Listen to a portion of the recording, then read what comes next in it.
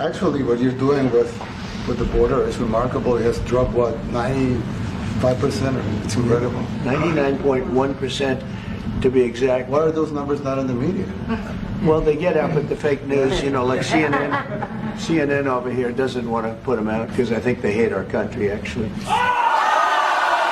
I just want to say, for the record, CNN does not hate our country.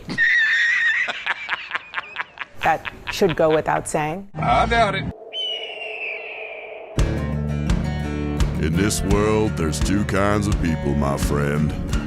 Those with loaded guns and those who dig. Broadcasting from a Montana wilderness fortress at the headwaters of the Missoula, this is Matt Christiansen Live.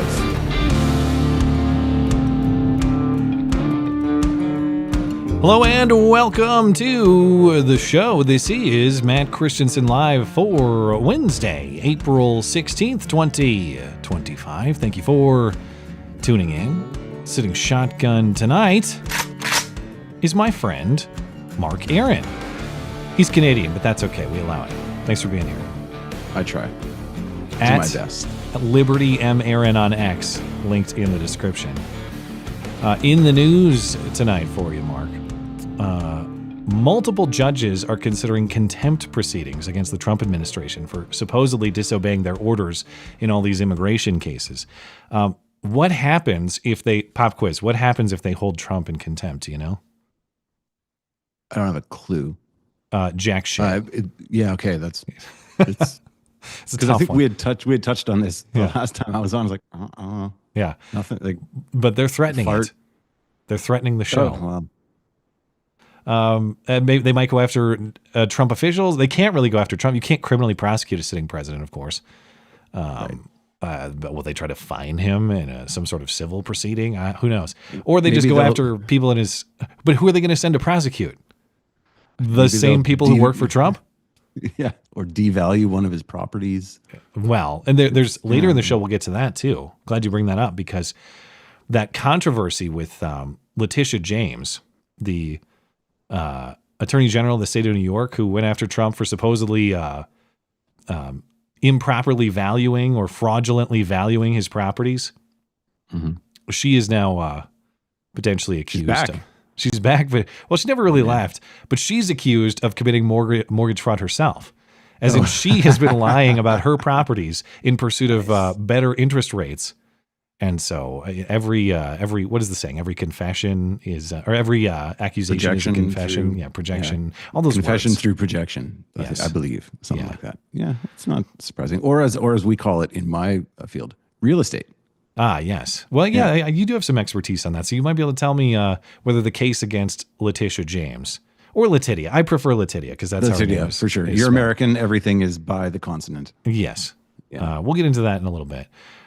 In another grandstanding show, Maryland Senator Chris Van Hollen, is he back yet? He went down to El Salvador today to try to talk to that illegal immigrant who's in prison, and El Salvador said no, and he had to leave.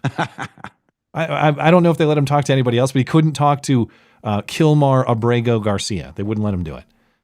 So nice to know that our United States senators are happily getting on planes to go to foreign countries to lobby aggressively for illegal immigrants. It looks like wife beater now, too. Now, that's not, he was never convicted of that, but his wife was seeking restraining orders because of alleged wife beating. So believe all women, Chris Van Hollen. Mm-hmm. Why are you going to El Salvador? He's innocent there. Well, yeah. I don't know. I don't know what I always want to say El Salvadoran. It's Salvadoran. Oh, what is Salvadoran due process like? I don't know, but he's living it as a Salvadoran citizen. Accused track meet killer Karmelo Anthony reportedly has a new house and car. Plus, he's, of course, out on house arrest to enjoy it. And there are updates in the Pennsylvania governor arson case that happened over the weekend. Plus, we'll take calls and emails. If you'd like to call the show, you can do that through the Discord server, linked in the description. There are instructions and help available for you on the server. We'll catch up with your super chats as well. Speaking of, hey, if you enjoy the show, please consider supporting the show. You can do that one time or recurring for as little as $1 a month over on my website, mattchristiansenmedia.com/support. Support for the show not only helps me sustain, but it helps me pay the people who make the show possible as well. There are perks available for your support also. And don't forget, there are lots of new graphics up in the merch store as well. T-shirts, mugs, and more. Likewise, merch sales help not only my operation, but they support the designers who made the graphics, all of whom are listeners of this stream. mattchristiansenmedia.com/shop. Find both of those links right there on the homepage, mattchristiansenmedia.com or mattis.gay if you can't spell my confusing name. And we got to say hi to our featured listener-owned business for the evening as well, and that's our friends over at Kineo Mountain Woodsmithing. These are high-quality, handmade, premium hardwood cutting boards, charcuterie boards, serving trays, and more, all of which are great gift options, or the perfect piece to class up your kitchen or anywhere else in your home. Blake at Kineo Mountain made me a cutting board engraved with my channel logo, and it looks amazing. It's been a part of our kitchen for a long time now. It has not aged a bit.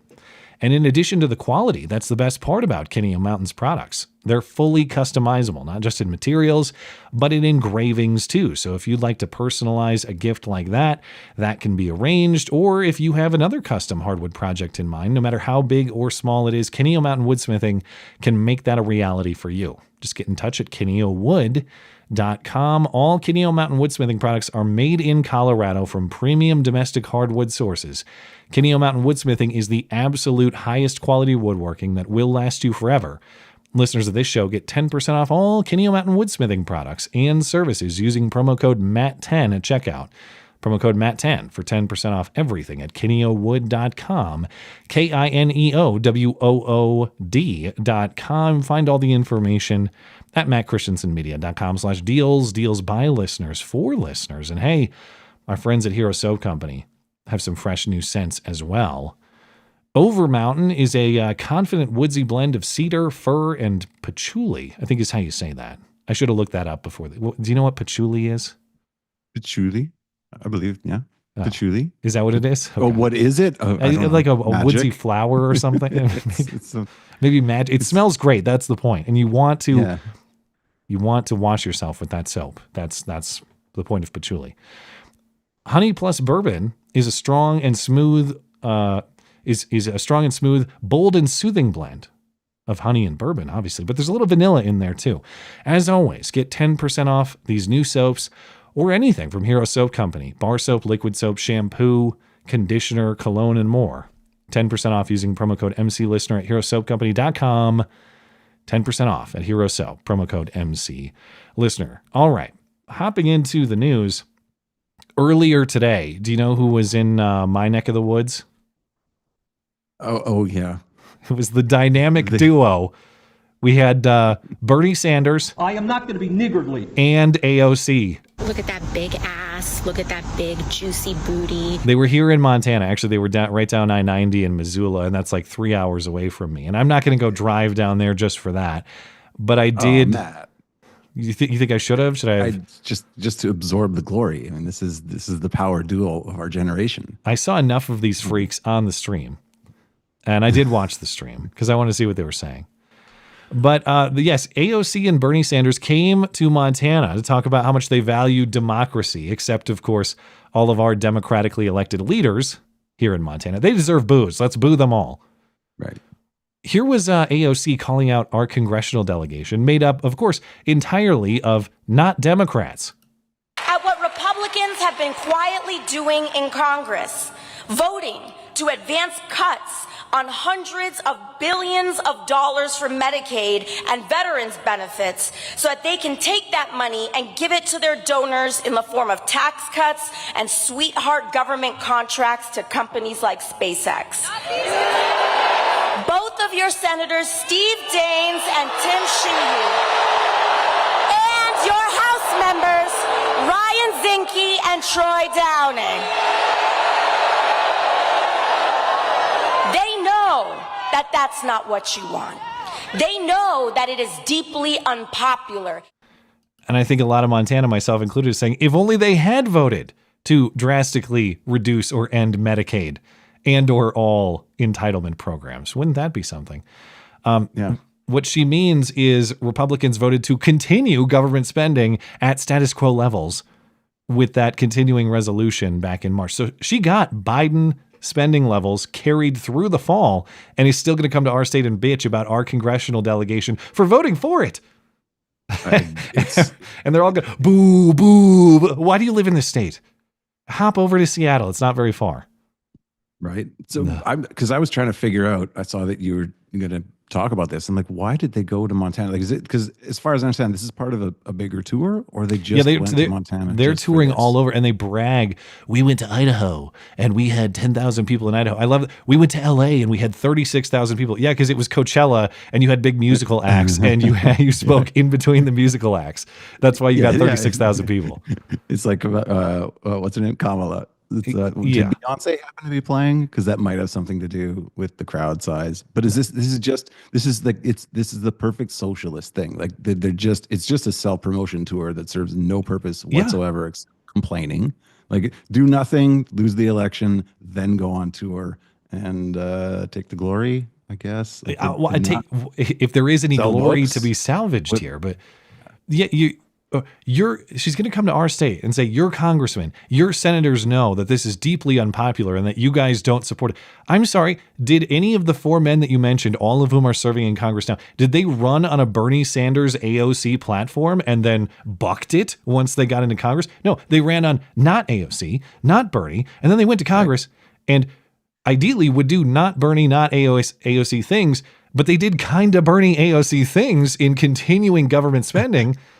And then they get ripped for it by those people. This is the story of American politics for like 100 years. Basically, the Republicans get in, do pretty Democrat type stuff, spend a lot of money. They're nothing close to libertarian at all. And then Democrats bitch about it and run on how terrible it was that the Republicans increased spending. Yeah. Oh my God. Now I should have grabbed the clip. I didn't when I listened to it, but AOC did shout out her favorite Montana tranny, our state legislator in Missoula, Zoe. It's Zoe Zephyr. I like to call him Zooey because it's Zooey.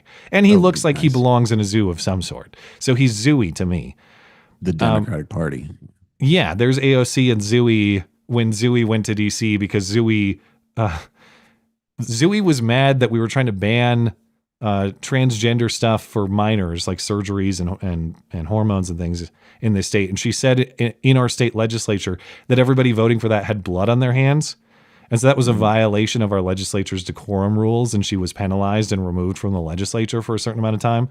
And then that made her briefly a national celebrity. So she went and met with AOC. And AOC stood on the stage today and said, that's my girl. That's my girl. But Zooey was not there because Zooey was still in the state capital of Helena because Zooey is taking up an important fight for the right to take a shit next to your daughter in a public bathroom. That's the latest fight in our state. We've passed a law that trannies have to stay out, that men can't go into women's bathrooms in public spaces. And Zooey has taken up the sword to make sure he can take a shit next to your daughter if he wants to. The paramount civil right of our time. Yeah. So every topic he's engaged with or cares about deeply is being in spaces he shouldn't be. It seems so. Yeah. I'm sure Zooey is doing all sorts of things to benefit Montana business owners and secure actual constitutional rights. I bet. I must have missed it. But then Bernie takes the stage, and Bernie said, among other things, that his opposition owns the media. But that's okay because, of course, he has the people. Taking on oligarchy is enormously difficult. These guys own the economy. We now have more concentration of ownership than we've ever had in the history of this country. They own most of the media.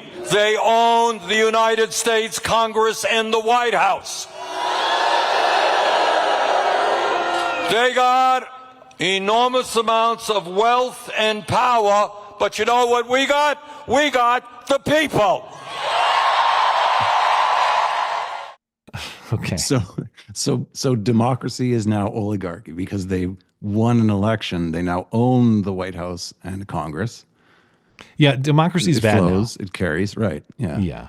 Listen, I can only talk so much shit because ashamedly, I was a Bernie guy. Everybody kind of was. 14, right? Like when we didn't know anything about him, and you're like, yeah, this guy's talking truth. And you can't really. I always try to be humble when considering people's political perspective, because I've been there, and embarrassingly enough. Yeah. And the socialists like him, they will get the diagnosis right. It's just their prescriptions that are terrible. And looking at like even Trump with the tariff situation right now, Trump's doing what if Bernie had won and been the person people thought he was a decade ago, he would like that's what tariffs really are, the tax on the rich, on the multinational corporations. Yeah, and it is and protection of American labor. Yeah, I mean the Bernie philosophy formerly was all about that. Now they love free trade and free markets. Yeah, because Trump. It's like they have no principles or something. Now, in fairness to Bernie, there, like I'm sure there was some media mistreatment of him when he was running against Hillary Clinton and or Joe Biden. That is to say, there is an establishment Democrat interest that is not necessarily in favor of Bernie Sanders. But if his point is that the U.S. media is predominantly right-wing in preserving a right-wing oligarchy, which is the theme of his tour here, I don't know what to call that other than delusional. It's not just delusional, it's completely disingenuous because no one knows better who runs the media. And it was the same Democrats that screwed him over in 2016 that once he was out, then attacked Trump full on. He knows exactly what's going on. He is the person I disrespect probably the most in politics because he's been burned by the same people. And then he's going around defending them. He has felt the burn. He said, please burn me more. Yeah. I think that's a fair point. Yeah. But they have the media. They own the White House. They do the.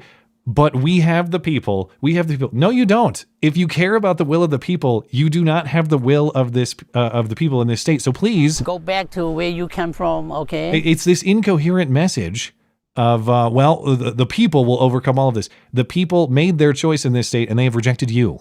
And they've rejected your philosophy. And then you're going to come here to a basketball arena and get like 10,000 people in it, something like that, and brag about how this is such an amazing thing in a red state. No, it's not. You went to the Portland of Montana and you got a bunch of college kids and a bunch of olds who have nothing to do in the middle of the day to show up at your stupid basketball arena.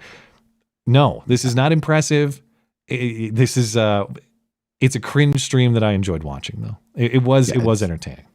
It's a shameless self-promotion for Zoomers and Boomers.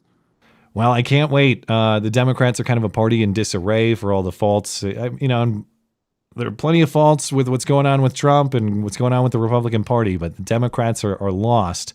And the fact that they think they're just going to trot this guy out and crown AOC as his heir apparent, good luck. This is not going to work. I hope they do. I hope they do because it can continue the trend of losing dramatically. Well, I mentioned that judges are now threatening Trump with contempt or the Trump administration.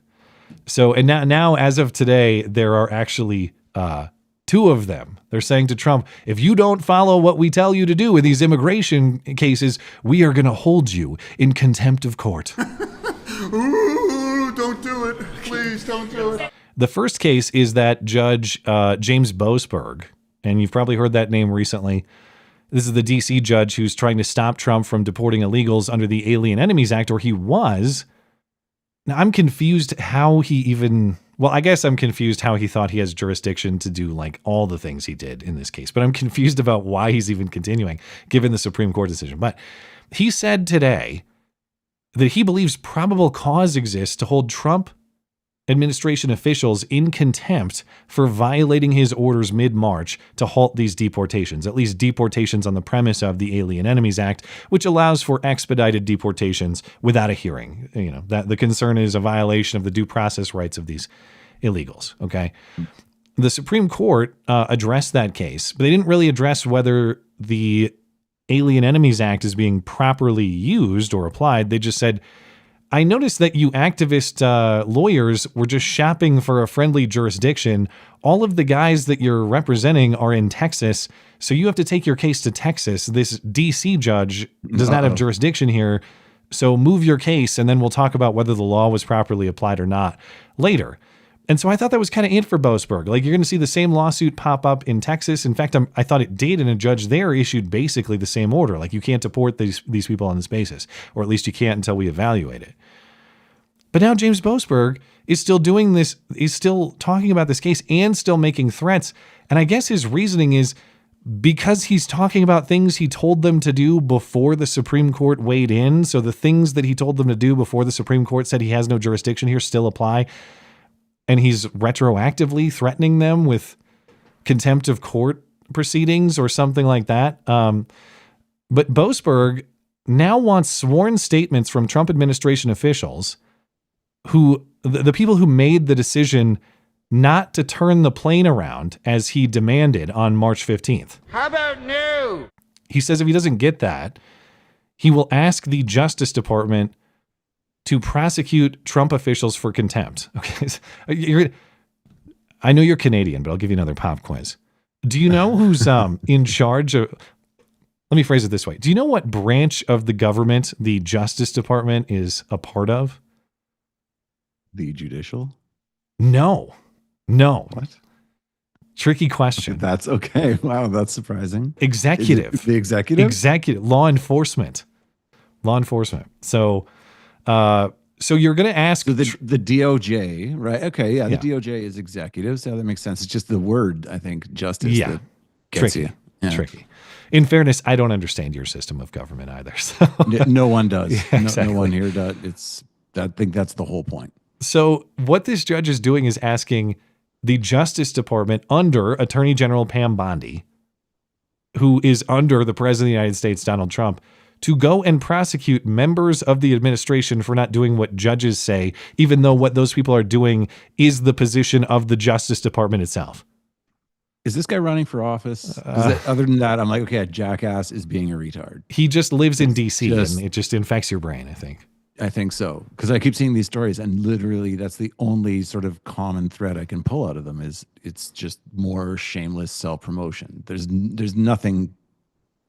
It almost really does feel like everything is just a giant reality TV show, doesn't it? Like people are just trying to steal the spotlight to have a moment. It would make sense in an election year, but that's finished. So I can't find the logical thread to their behavior at all other than just I want to be in the news because go resistance. I want to be the guy who takes down Trump, but there's a long list of people who thought they were going to be that guy and they got totally embarrassed. Like, I'm going to be the guy who takes down Trump by throwing popcorn in the wind. Awesome. Like, what are you doing? Well, the judge in the Kilmar Abrego Garcia case is also considering contempt proceedings. This is a different judge, District Court Judge Paula Zinnis. This is in Maryland. At least this is like an appropriate venue because the guy's from he's not from there, but he was in Baltimore. So Maryland father. I've been duped by the propaganda. Maryland man. Yeah, Maryland man. It's been it's in my brain now. He was there once. This is because you know how the media has their style guides and they have their way that they're supposed to contextualize and address everything. And I see this constantly, especially in Canada and Europe. Whenever anything happens, it's Canada man. Because he went there once, and so he's that thing. I'm a Maryland man too. I've been there. Yeah. I don't know if I'm a Maryland father. I am a father who has been to Maryland though, so I might be a Maryland father. If you change skin color and commit crimes.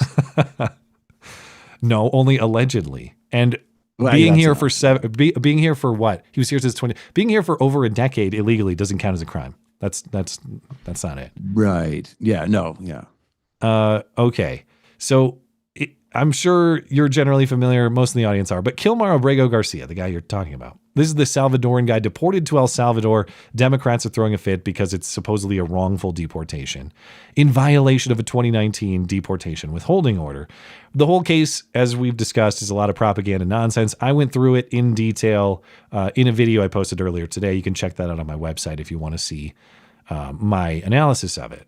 But the district court judge that is on this case ordered Trump originally to bring Abrego Garcia back after he got deported to El Salvador mid-March. But the problem is he's a Salvadoran who's in El Salvador. So even if the deportation proceeding was maybe technically wrong, I don't necessarily think it was, but even if you want to take that position, it's now an El Salvador thing, okay? He's a Salvadoran guy in El Salvador. You can't just go take him, and El Salvador doesn't want him to come back. So what are you going to do? Like, we're going to make this a military operation? Okay. At what point is this kidnapping? If you just go into the prison and extradite random people from random countries because we want their criminals. Yeah. So they went to the Supreme Court. The Supreme Court said, well, you can't really just go get him. And even if you wanted to, that's an executive function, like foreign diplomacy, foreign negotiations. Courts don't do that. The president does. So the Supreme Court's order was the Trump administration must facilitate Abrego Garcia's return. But what does that even mean? That's still kind of a question right now. But facilitate, in a layman sense, that's helping someone, okay? Like if El Salvador wants to send him back, I guess we have a Supreme Court ordered duty to allow that to happen. But El Salvador is saying, no, he's great in our prison. We love him here. We're not releasing him. Mm-hmm. Yeah, facilitate's a weird word because it kind of means like don't obstruct. Yeah, but they're not. Right? Yeah. So they keep not doing what you're not doing. Yeah. And so the judge is now mad that she doesn't have enough updates on the case because there's nothing to update. There's nothing to update. Again, it's El Salvador guy is in El Salvador. That's the update. What more do you want? So now she says she's considering contempt proceedings for the Trump administration for not facilitating good enough. You must facilitate harder. Facilitate harder. The same problem. What are you going to do, lady? You're going to order Trump's own law enforcement to go after Trump or Trump's people or themselves? It's not going to happen. And it's not just me saying it's not going to happen. I got a kick out of it. The reporting on NBC this morning, they went through the whole propaganda tour of Kilmar Abrego Garcia, Maryland father, didn't do nothing, beautiful family, wrongful deportation. And then at the end, they talk about this judge is threatening contempt. And they're like, oh, yeah, I mean, that doesn't really mean anything, though. The judge in this case really doesn't have a lot of options to enforce her ruling if the administration doesn't comply. The most likely legal tool to be used here would be holding the government or some specific officials in civil contempt, which basically means imposing fines until her orders get followed. Criminal contempt, the idea of jailing or threatening to jail someone, that takes help from the U.S. Marshals, which report up to the DOJ, who's on the other side of this case. All of that meaning it's just not an option. And of course, the president himself can't be held in contempt, Savannah. You know, it's bad when the media is like, this is really not a story. Like, but they report on it. The thing is, for 5 minutes before that, they dressed it up. I mean, they went hard on all of it and then tell you at the end what you need to know, which is really this means nothing. There's nothing here. Yeah, this is what do you call it? This is a nothing burger. Yeah. No, we're just fluff. Thank you. So judges, to your point on showmanship, they will continue to flail to no effect. What do you, we're going to like fine Pam Bondi, or we're going to fine Kristi Noem or something. Oh no, not that. And then what are you going to do? Like you're going to put them in jail or something? You can't go after the president himself. So even if you did some show where you somehow put these people in prison, Trump will just be like, all right, I'm going to put someone who's 5 times worse in place of Kristi Noem. Frankly, if you put Pam Bondi in jail, I'll clap. Good job. Yes. All right. I've had enough of that lady. This is a big win. Who's threatened by this? Nobody is, but they keep, to your point on showmanship, they just keep doing it, even though there's nothing but, I guess, righteous outrage and the show of that to come of it. That's it. Yeah, well, there is a common thread through all these stories, which is Democrats flail wildly over bullshit because they have nothing. There's no leader. There's no coherent philosophy. There's no target even in mind. Just pick any random thing you can and try and blow it up to be something of consequence. Did you see this jackass today? Butt kiss. Chris Van Hollen. Who's this? This is the king of the show. Oh, Jesus. So Chris Van Hollen is the senator from Maryland. So all of this surrounds Maryland because Kilmar, Maryland man, was living in Baltimore or the Baltimore area. And you want to talk about who should be prosecuted here? I think the most credible case for prosecution, in my layman, non-lawyerly opinion, is Senator Chris Van Hollen from Maryland. Because he's now doing some kind of rogue diplomacy. Remember, this is the same reason they went after Michael Flynn. When Trump was first elected, he was supposedly talking to the Russians, and that was a violation of the Logan Act. He was not authorized to commit acts of foreign negotiation or diplomacy on behalf of the United States because the Trump administration had not taken office yet. Get to more of that in a second. Mm-hmm. But Chris Van Hollen, senator from Maryland, gets on a plane this morning from D.C. and goes straight to San Salvador because he thinks he's going to go talk to Kilmar Abrego Garcia personally. I'm just going down there to go check on him and see if he's all right. I just landed at the airport in San Salvador a little while ago. I'm now en route into the city, looking forward to meeting with the team from the American Embassy. And I do want to thank our Foreign Service officers and the whole team at this embassy and embassies around the world for all the good work they do on behalf of our country. I'm proud to co-chair the bipartisan Foreign Service Caucus that stands up for the men and women who are serving our country overseas and at home in the State Department. After that, I hope to meet with some high-level government officials from El Salvador. As I've said before, the goal of my visit is to talk to people here about the release of Kilmar Abrego Garcia. I told his wife and his family I would do everything possible to bring him home, and we're going to keep working at this until we're successful. I also hope to have the chance to meet with him, but we'll have a better idea if that works out a little later on. Look at this fat. I don't think he had a single meeting as far as no. I was going to say, I love that he did it in his car, because this feels like the Democrat senator, I don't know what his position is, but like the equivalent. Oh, you know all of them actually. TikTok women crying in their car about whatever. Kinda. So they can get internet clout. Yeah, that's what this is. I would, if I was a real journalist and not just pretending to be someone professional in media, I should ask Chris Van Hollen's office. Did you book any meetings before you just flew down to San Salvador? Because El Salvador said, "Get the hell out of here! You're not talking to Kilmar." He didn't get to talk to Kilmar. And I've not seen any mention of meetings with Salvadoran government officials that he supposedly had. I think he just went there to make the video, as crappy as it was. Yeah, it's the journey, not the destination. Of course. Thank you for that. But isn't El Salvador Bukele? Yes. Yeah. Like, you're going to go to the hardest ass country in the world and to raise shit to talk. Because I don't even know like much about this story. I watched your video previously about this Killmonger guy. What was he like? What's the case here? He got deported. The case is that he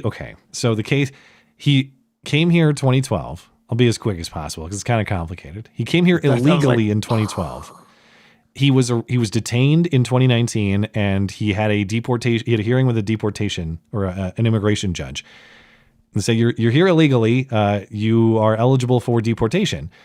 Then there was some question about his alleged MS-13 gang membership, but he was ruled deportable regardless of whether he has MS-13 gang membership or not. He was here illegally.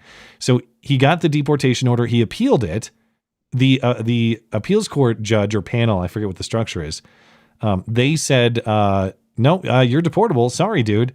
So then he came up with a new legal strategy, which was 7 years after arrival, he's going to claim asylum. Because actually, gangs in El Salvador are threatening his mom's pupusa restaurant, which I just learned what that is. And I don't even want to know. Correct. Yeah, it's you don't need to know. So he couldn't go home because gangs are threatening his mom's pupusa restaurant. He was not granted asylum, but he was granted a deportation withholding order, preventing his deportation to El Salvador specifically. So the legal question is, was deporting him to El Salvador legally wrong? He could have been deported to any third country, and that would have been fine. But it sounds like he really stretched out the process through the Trump administration. By the time he got into the Biden administration, who cares? It's Biden, and he just hung out for 4 years. And now he's deported under that original 2019 premise. And because maybe he had an adjudicated right not to be deported to El Salvador, that might be some kind of violation. But again, he's an El Salvador citizen who's now in El Salvador. So what's the problem here? I think the easiest point of analysis is flip the countries. Let's say that some American was caught illegally in El Salvador or any country other than ours.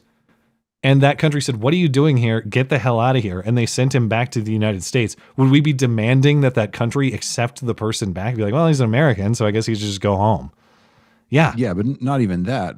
He broke in, then he jerked around for like 9 years and wasted untold amounts of taxpayer dollars. Like, how much does each one of these hearings cost? Every time they go in front of another tribunal to decide whether or not their thing and make up some bullshit. I've been to court multiple times, and none of it's cheap. And the whole system has to be scrapped. Like, it has to be just and that's the thing is like and then fight to get in. Yeah, we have and do it through your lawyers. 10, 20, 30, however many million illegal immigrants in this country. Now, I'm a big fan of due process, all right? I like it on principle. I think it's great. I think our country should preserve it. I will defend it generally in principle. However, you do have a practical reality here that with tens of millions of people who don't belong in this country present here, how in the hell are you going to have tens of millions of hearings, trials, all the... I'm sorry, if you entered the country without process, you're gonna have to leave without process. That's just the way it is. Exactly. And that's kind treatment, because the alternative is much more brutal. You want to be let out gently. I promise you. History is much rougher than that. I'm a huge fan of due process as well. I'm an old school liberal, and due process is important when it comes to punishment, but being sent home is not punishment. Yeah, I agree. In this case, he was imprisoned by El Salvador. Someone tweeted today. I saw a tweet today, and it was people getting on trains in 1938, and then people getting on planes in 2025. And I was like, you are patently insane. Wait, they meant that seriously? Okay. Yeah. No, that's their argument right now, is that sending people home is the same thing as the camp. It's the train to the concentration. But these are the same people who locked you in your home for 2 years and shut you out of your business and wanted to force inject you, and that was no problem because it was for the greater good. So they're assholes with no principles who don't give a fuck. And sorry. To be complete, he is in El Salvador prison now, but that is based on El Salvador's assessment of his MS-13 gang membership. Now, we could say, maybe he is wrongly imprisoned in El Salvador. I personally believe he's a gang member based on the evidence that's been presented. You could dispute that, though. Every person who cares can break into El Salvador illegally and vote illegally and change their system. But in any other context, if you told me, man, there's a dude wrongfully imprisoned in El Salvador, I'd go, shit, that sucks. Sounds like El Salvador should probably fix that. Yeah. I'm a long way away from there, and I don't have the attention or resources to deal with that. But Godspeed to that man, and all the best to El Salvador. Yeah, there are slaves in Africa right now. Yeah, feel bad for them. Bring them all. Yeah. I mentioned that there's kind of I think it's a pretty credible case that Senator Van Hollen is breaking the law. Yeah, the Logan Act criminalizes the negotiation of a dispute between the United States and a foreign country by an unauthorized American citizen. He's a member of Congress. He's unauthorized. Now, I have a lot of questions about the Logan Act on First Amendment grounds. Not convinced that it's constitutional. However, it is a law in the books. And if ever there was a prosecutable case, this seems like it to me. The guy's going to conduct acts of negotiation and diplomacy to try to secure the release of a guy who's not even a citizen of this country, contrary to the position of the United States government. That's what the Logan Act is designed to protect against. Didn't they use the Logan Act to impeach Trump? No, that was General Flynn. They went after General Flynn for that stuff. Yeah. With the Logan Act, right? It was because he was talking to Russians. Used in 100 years or something. Right? Yeah. It's a very uncommonly used law, but it is on the books. So anyway, I mentioned, so you mentioned like our what you call him, Killmonger. Okay. Killmonger is certainly using our resources. The point you made, for sure. However, one of the propaganda points on Killmonger is never charged with a crime. Didn't do anything violent, has never done anything wrong, just a gentle father from Maryland. Well, now there's more information coming out, and these are allegations. These are not convictions. However, Andy Ngo was the first person I saw break this story. Now I think it's confirmed by Pam Bondi in the Justice Department herself. But I first saw it from Andy Ngo yesterday. According to Andy Ngo, Jennifer Vasquez, who is Abrego Garcia's U.S. citizen wife, he does have a citizen wife. That doesn't mean he has a right to stay here, but he is married to a U.S. citizen. She filed for a domestic violence restraining order against Abrego Garcia in 2021. And Andy Ngo has the court documents. And as I mentioned, I think the Justice Department published them today too. And Andy is saying either she lied then, as in she lied to the court in trying to get a domestic violence restraining order and or police, Or she's lying now on her GoFundMe when she says, he's an excellent husband with no violence issues. Oh, I didn't know. Because I was going to say, what's the burden of proof for a restraining order? Not much. That doesn't mean much. But if you're also running a GoFundMe because he's such a great guy, there's a bit of a... And according to Andy, there are two. So one, maybe you did lie. But there's one in 2020 and 2021. And it's not that the volume of accusations makes them credible, but it's something to believe all women, Matt. Well, I mean, right? How are we supposed to get around this? And I've seen commenters responding to Andy. Now, I haven't seen confirmation of this. I don't know, but it's something I'll put out there for consideration. I could certainly see it being true. People are saying that some of her kids, there are 3 or 4 kids involved in this. Some of the kids that this woman has are older than she has known Killmonger. And so it would appear that at least some of the children that are being used as props to try to keep this illegal immigrant in the country. Oh, are they saying they're his kids? They're not even his kids, potentially. Now, I haven't seen. Are they trying to frame it as if they are? Is that... That's the speculation. We need Mari in here to determine who is the father, is what I'm saying. Because this looks like a major grift on the part of this wife, in addition to the scheming by Killmonger himself. So this story is going to keep going wild. It's been an insane week for this one. Yeah, all we know is no one's ever used GoFundMe to grift off of public sentiment before. I'm glad. See, I don't even have to. I don't have to train you into this art. You're just your transitions are on point. Because hey, speaking of the GoFundMe cash in, or in this case, I guess it's Give Send Go. Recall the case of Karmelo Anthony, the 17-year-old who fatally stabbed his track and field rival Austin Metcalf outside Dallas the other week. Now, early this week, Karmelo's bond was reduced from $1 million to $250,000, and he was released to house arrest.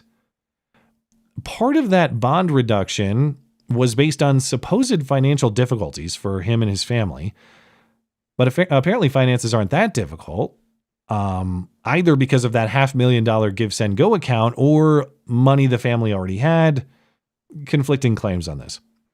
Mm-hmm. Well, and I'd heard that it was also because other than the previous assaults on his record, it was spotless. I didn't even know he had previous assaults. I thought he had no priors. He has priors. Oh, he's like Killmonger. They say he has no priors, but then they look a little deeper and maybe other than the priors, he's clean. That's right. Well, I have no idea what they are. I haven't seen that, so I'll just have to ask Grok. Okay, I'll type it in there, see what they are. I'll read through this, and you tell me what the priors are for Karmelo. You can't ask me to double task on the stream. Matt. All right, sorry. We're not at that level yet. No. Okay, but supposedly because of racist threats that the family has been receiving, Karmelo Anthony's family has now moved to a different house. And there's a lot of reporting in Daily Mail and New York Post. It's a home valued at $900,000 in a gated community. Now, the New York Post reports that a neighbor says the family just bought one of the cars that were seen in the driveway, too. According to this neighbor, the neighbor says, hey, look at the car. It has a dealer temp tag that expires June 4th.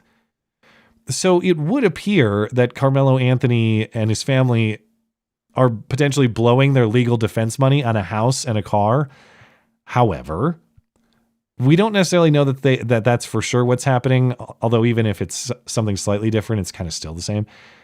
What I'm saying is I've read other accounts, including pieces of this story about what's happening in court this week, saying that the family is saying they have limited access to the Give Send Go money. So they testified in court, and I guess if they lied, it would be perjury. They're saying we haven't really touched that money. A chunk of it went to the legal defense, but they're saying that they haven't spent any of the Give Send Go money on houses or cars. However, we all know money is fungible. Money that you have freed up in one way can be used for other things. What I'm saying is we don't necessarily know there's a direct line between the Give Send Go and the house and the car, but circumstances do make it appear as though this has the makings of the latest Black Lives Matter mansion. Yeah, I was just going to say there are shades of Black Lives Matter. You can't say shades in the context of Black Lives Matter. No, of course not. No. Yeah. So, and I'm trying to, like, I am trying to be fair in my assessment here. Now, as I've talked about, I think Karmelo Anthony is guilty. I don't think, based on the facts we've been presented so far, that this is a viable self-defense case. I think he unjustifiably murdered Austin Metcalf. However, well, it's not even a however. I'm just saying, if you're in the position of you're accused of a crime, I don't doubt that his family probably is facing a lot of threats and a lot of harassment, and some people might say good. What I am saying is, like, the idea of moving because people are going after your family is not insane to me. Maybe your car, people know what car you drive, so you trade cars to get in a different car. I'm trying to think of, like, an explanation for this that is not pure grift. Trying to be complete in the analysis. But it does appear like black guy stabbed a white guy, and people love that so much they give him $500,000 for it. Yeah, I'm so jaded at this point. Like, that, I can't. That's so hard to just try and even imagine the. Like, it starts with the event, right? Like, oh my, like, okay, has someone ever touched you before? Well, then how did you not? Careful how you phrase that one. But you stab him in the heart. And then it's just, as soon as I saw that they're fundraising for him, it's like, okay, yeah. The better half of me will wait until there's evidence before I pass judgment on why they're spending a bunch of money on houses and cars, because it could be a really innocent explanation. People are saying there's video. A child. People are saying there's video of the altercation. I keep people saying that it exists, and yeah. I've not seen it. But, you know, if you can show me that, like, Austin Metcalf was clearly some sort of unjustified physical aggressor. Now, my point is, even if Austin Metcalf made the first physical move, like first physical contact, if, as described by witnesses, Karmelo Anthony is in a place where he doesn't belong, effectively brandishing a knife or digging in his backpack to pull out a weapon and saying, what are you going to do about this? You are provoking at that point. And when you provoke, you don't have a self-defense case.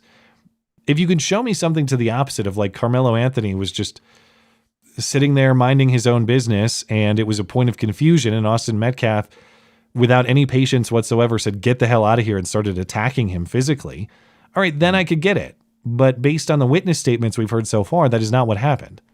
There's nothing. And just because I've thought about this case a little bit and break it down at every step in what we've heard as the story of what happened, imagine the precedent if he's found innocent. So now, like, even if it's at stage 3 where the guy put hands on him, now that's justification for murder. So lethal force is anyone, every fight ever.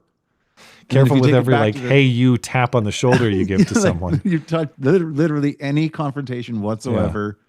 Lethal force is justified. Take it back one step before that. It's anyone asking you to leave a place or touching your stuff. Yeah, I mean, the standard is fear, like a fear of imminent lethal force against you. Right. And so even physical contact per se, like physical contact alone is not necessarily sufficient. Physical contact of a certain variety like if someone pulls a gun on you. Yeah, if it gives you a reasonable fear of imminent lethal force, then yes. A gun for a gun. Yeah. A knife for a knife, right? Like there's... I mean, I'm not necessarily a big believer in, like, proportionality, as in, like, you have a duty to be proportional with your response. If someone presents you with deadly force, hey, man, fuck them up. I don't care. They brought the threat to you. But you had better be able to demonstrate that. Yes, if it's like beyond a reasonable doubt. Yes, if you're going to take someone's life. Yeah, if it's an edge case where, like, I don't know, a guy was like, there are things between handshakes and pointed guns, and where that line is, where a reasonable fear of deadly force begins, is a little bit gray. Now, if Austin Metcalf went in there and was just really hot in a way that it makes no sense in the context of the setting, and starts shoving him or, like, punches him in the face, something like that, something that is clearly a serious physical aggression, then maybe I get it. But I've heard no evidence, seen or heard no evidence of that. Yeah, even as far as I know, as for the general legal standard, even if he was coming in hot, punching me in the face, unless he said, I'm going to kill you. Punching in the face. The reasonable assumption. I mean, if he Trayvoned him, if it was like if it was like a reverse Trayvon where he jumps on him and starts pummeling his face or something, then I mean, fists can be lethal weapons. And I don't think you have a duty to just take a facial beating from someone with fists. No, it's self-defense as understood. As I understand it, self-defense is in proportion to the amount that you're being attacked and not, if you're going to get American history X'd, you're allowed to curb stomp in self-defense. No, I mean, I guess what I'm saying is I have a problem with the theory of proportionality. That is to say, if someone starts, like in the Trayvon case, if someone jumps on top of me and starts pummeling my face with their fists, if I shoot him in the face, I think that's perfectly justified, though you might not call it proportional. Well, then you'd get manslaughter, right? Like that's. I think you get nothing. I don't know. You should get nothing. I don't know. As George Zimmerman did. Right. But yeah, well, it's again, we're getting into the really nitty gritty of what is going to be contextual. But in this case, I don't see any of that. Yeah. If it's, hey man, why don't you get out of here? Why don't you make me? Oh, really? Maybe gentle shove, stab in the heart. Isn't make me a provocation? Like, doesn't that automatically? Oh, he's in the wrong place. Then he presents a challenge. Yeah. And then when confronted with the results of that challenge, he results in unproportional. Yeah, it's just, there's nothing to stand on here, and it's a grift, and fuck them. Thank you for that concise analysis. Moving on. That's what I'm here for. There are updates in the arson case at the Pennsylvania governor's mansion over the weekend. Now, Cody Balmer, lingering sickness. Cody Balmer, the man you see pictured here, he climbed a fence into the governor's property, and he approached the piano room on the south side. It's in the photo you're looking at. He broke a window, he threw a Molotov, and then he climbed in and he threw another Molotov on the inside. And the damage to the governor's mansion property in Pennsylvania is believed to be over $1 million. I forget the exact figure, but a ton of damage was done to the governor's mansion. The governor and his family were home at the time. This was late at night, early morning, Saturday night, Sunday morning. Governor and his family are fine, but of course, it was a serious attack on the property. After lighting the inside of the home on fire, Balmer then jumped out and he ran away and was later arrested he was arrested after an ex-girlfriend of his called police after Balmer confessed to her. Investigators say that Balmer had planned to give Governor Shapiro the old Paul Pelosi because he broke the windows with the hammer. So he was going to break in. He was going to give Shapiro the hammering as well. That's a big game, man. If you remember the Paul Pelosi classic case? Oh, your mic's muted. Sorry, am I back? Yeah. Okay. Yeah, that was. I knew I touched something and I was trying to figure it out. The Paul Pelosi, is that a sexual favor? Well, depends on who you ask. But remember David DePape, that weirdo, broke into the Pelosi home. And still waiting to find out what the hell happened there. Well, he's in jail forever. They're saying it was, he was breaking and entering, and he committed assault with a deadly weapon. And on state and federal charges, that guy's rotting in prison forever. But it always seems like it was some sort of sexcapade gone wrong. Yeah. Yeah. So, yeah. Anyway. So, like I said, he could be rotting in jail forever. I'm still waiting to find out what happened. Well, the state of California and the federal government has their official opinion. But yeah, I think we all have questions. Yeah. Cody Balmer looks like he is a kind of man who would enjoy a good hammer pounding, potentially. I don't know. He looks like a weirdo. Yeah. But according to newly released search warrants, Balmer was motivated to attack the governor because of it was politically motivated, is the story today. Well, yeah, he's the governor, one might assume. Politically motivated because of the governor's support for Israel, according to investigators. He told a dispatcher, I think when his ex-girlfriend called in about his confession, that he will not take part in the governor's plans for what he wants to do to the Palestinian people. He said he wants to stop having his friends killed and that our people, straight out of Gaza, Cody Balmer, I guess, our people have been put through too much by that monster. I don't know. Maybe, I guess it's hard to tell. Is he? Maybe he is Palestinian. I don't know. Maybe he's gay and therefore oppressed. Yeah, I don't know. They fit into the same victim category. But media, they had been trying to paint this guy as some kind of right winger, or at least emphasizing his opposition to Democrats to give the implication that potentially he was right wing. In the same way Killmonger was a Maryland father. Mm-hmm. this guy, Cody Balmer, had disdain for Democrats. That was the common line. He was motivated by a disdain for Democrats. That was ABC on Monday reporting that. Just a mechanic with, disdain for Democrats. And then CNN said the same thing. This guy had disdain for Democrats and Joe Biden. The clip is cut off a little bit, but you get the idea. Yeah, Investigators say Cody Balmer turned himself in and confessed to starting the fire that left a large portion of the home charred and burned. Police say he admitted he was prepared to beat Governor Shapiro with a hammer. The governor and his family were fast asleep when that fire started early Sunday morning. Some of Balmer's social media posts are now coming to light as well, showing a long history of disdain for Democrats and former President. Just a long history of disdain for Democrats. I love how they act like the far left does not exist. They've never watched the Young Turks. Far left is a phrase that is almost never used. Far right is always used. Far left is never uttered. No, they don't. Everybody, if you don't like Biden and Clinton, it's because you're right wing. Right? I guess, yeah. It weren't Bernie and that other girl just in your home state? What's her name? That other girl. The big booty. Look at that big ass. Look at that big juicy booty. How could you forget? Is that AI or is she reading? No, that's AOC. Sounds like mean tweets. I know the voice, but is that like authentic? It is her. The context is, do you know who Alex Stein is? Yeah, okay, yeah. So Alex Stein confronted AOC and gave her the Alex Stein bit, and part of it was like, ooh, I love, that big Latina booty or whatever. Yeah. And so she then made a video, Chris Van Hollen style, in her car crying. She was actually on the Capitol steps, but the kind of video you're talking about. Oh, poor me. Everybody send me sympathy saying, I was just accosted by a heckler. And he said to me, look at that big ass. Look at that big juicy booty. That's how it happened. It's perfect. Yeah. Congratulations on the soundbite. I've got quite a collection these days. But this guy is a self-described socialist. He's got a lot of social media posts. Shock it. How did I know? Fuck Trump. But really, he just hates everybody. He's got posts that are like, stop being Democrat or Republican. He posts hate for both parties. But yeah, in comments, he says, I'm a registered socialist, which I think he means like voter registration. Or is there like a party? I don't know what he means by registered. Well, there's the United Socialist Soviets of America or something. Isn't AOC in the DSA, Democrat Socialists? They had their stop speaking in gendered language. What was that? The Democratic DSA. Yeah. Isn't AOC a part of that? I think she is. I don't think you can. Isn't it a separate party than the Democrats? I think she would have had to leave.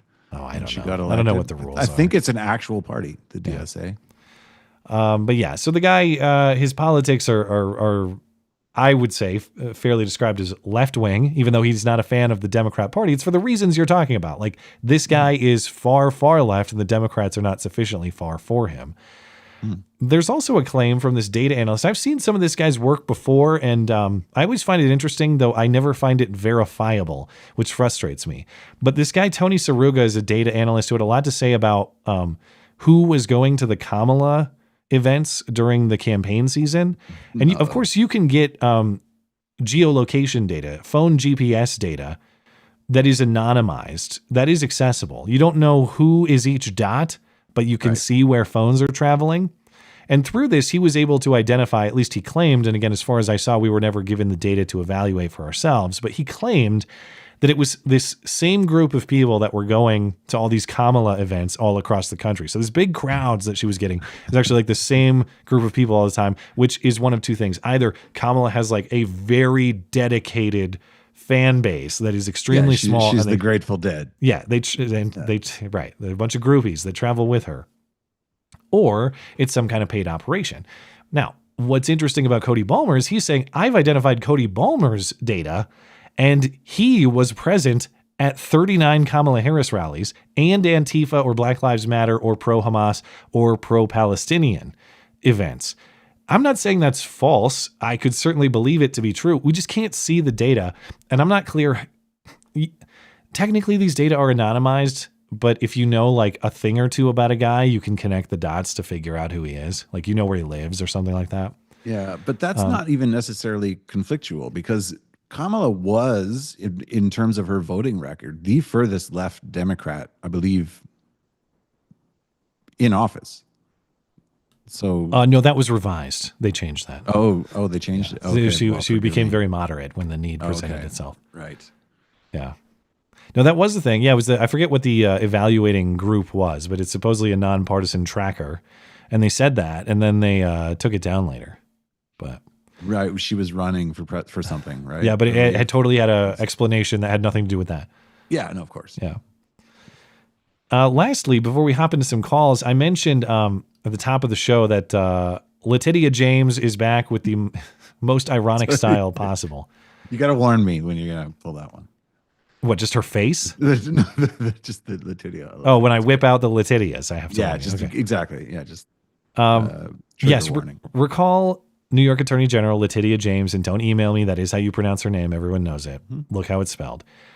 Letitia went after Donald Trump with the preposterous civil suit claiming he overvalued his properties to secure business loans, which was supposedly fraud under New York law. Now, did Donald Trump fail to pay back the banks who gave him that money? No, he paid them back, and the banks wanted more of his business, actually. Was someone ripped off in this supposed misrepresentation? No, not even the taxpayer. Why? Because tax assessments are made by the government. They're not made by you telling the government what you think your property is worth. So Correct. The whole thing was just a scam to try to bleed Donald Trump financially during the election. You remember it resulted in like $500 million judgment or whatever, just a hilarious number that's still being appealed and decided. Well, now the tables have turned, because if you're going to go after someone to try to stop them from becoming president on very questionable grounds, you better hope they don't become president, because they might be able to prosecute you on very questionable grounds. But the thing is, for Letitia James, this might not be that questionable. It might be the case where she was doing exactly what she was accusing someone else of doing. And if this plays lacking out, creativity. yeah. Well, what do I do? X, Y, and Z. I'll accuse them of that, since I have expertise in this area. And if this pans out, it's going to be the same thing criminally. Remember, the Trump case was a civil case in New York. This will be a criminal case for mortgage fraud if it happens.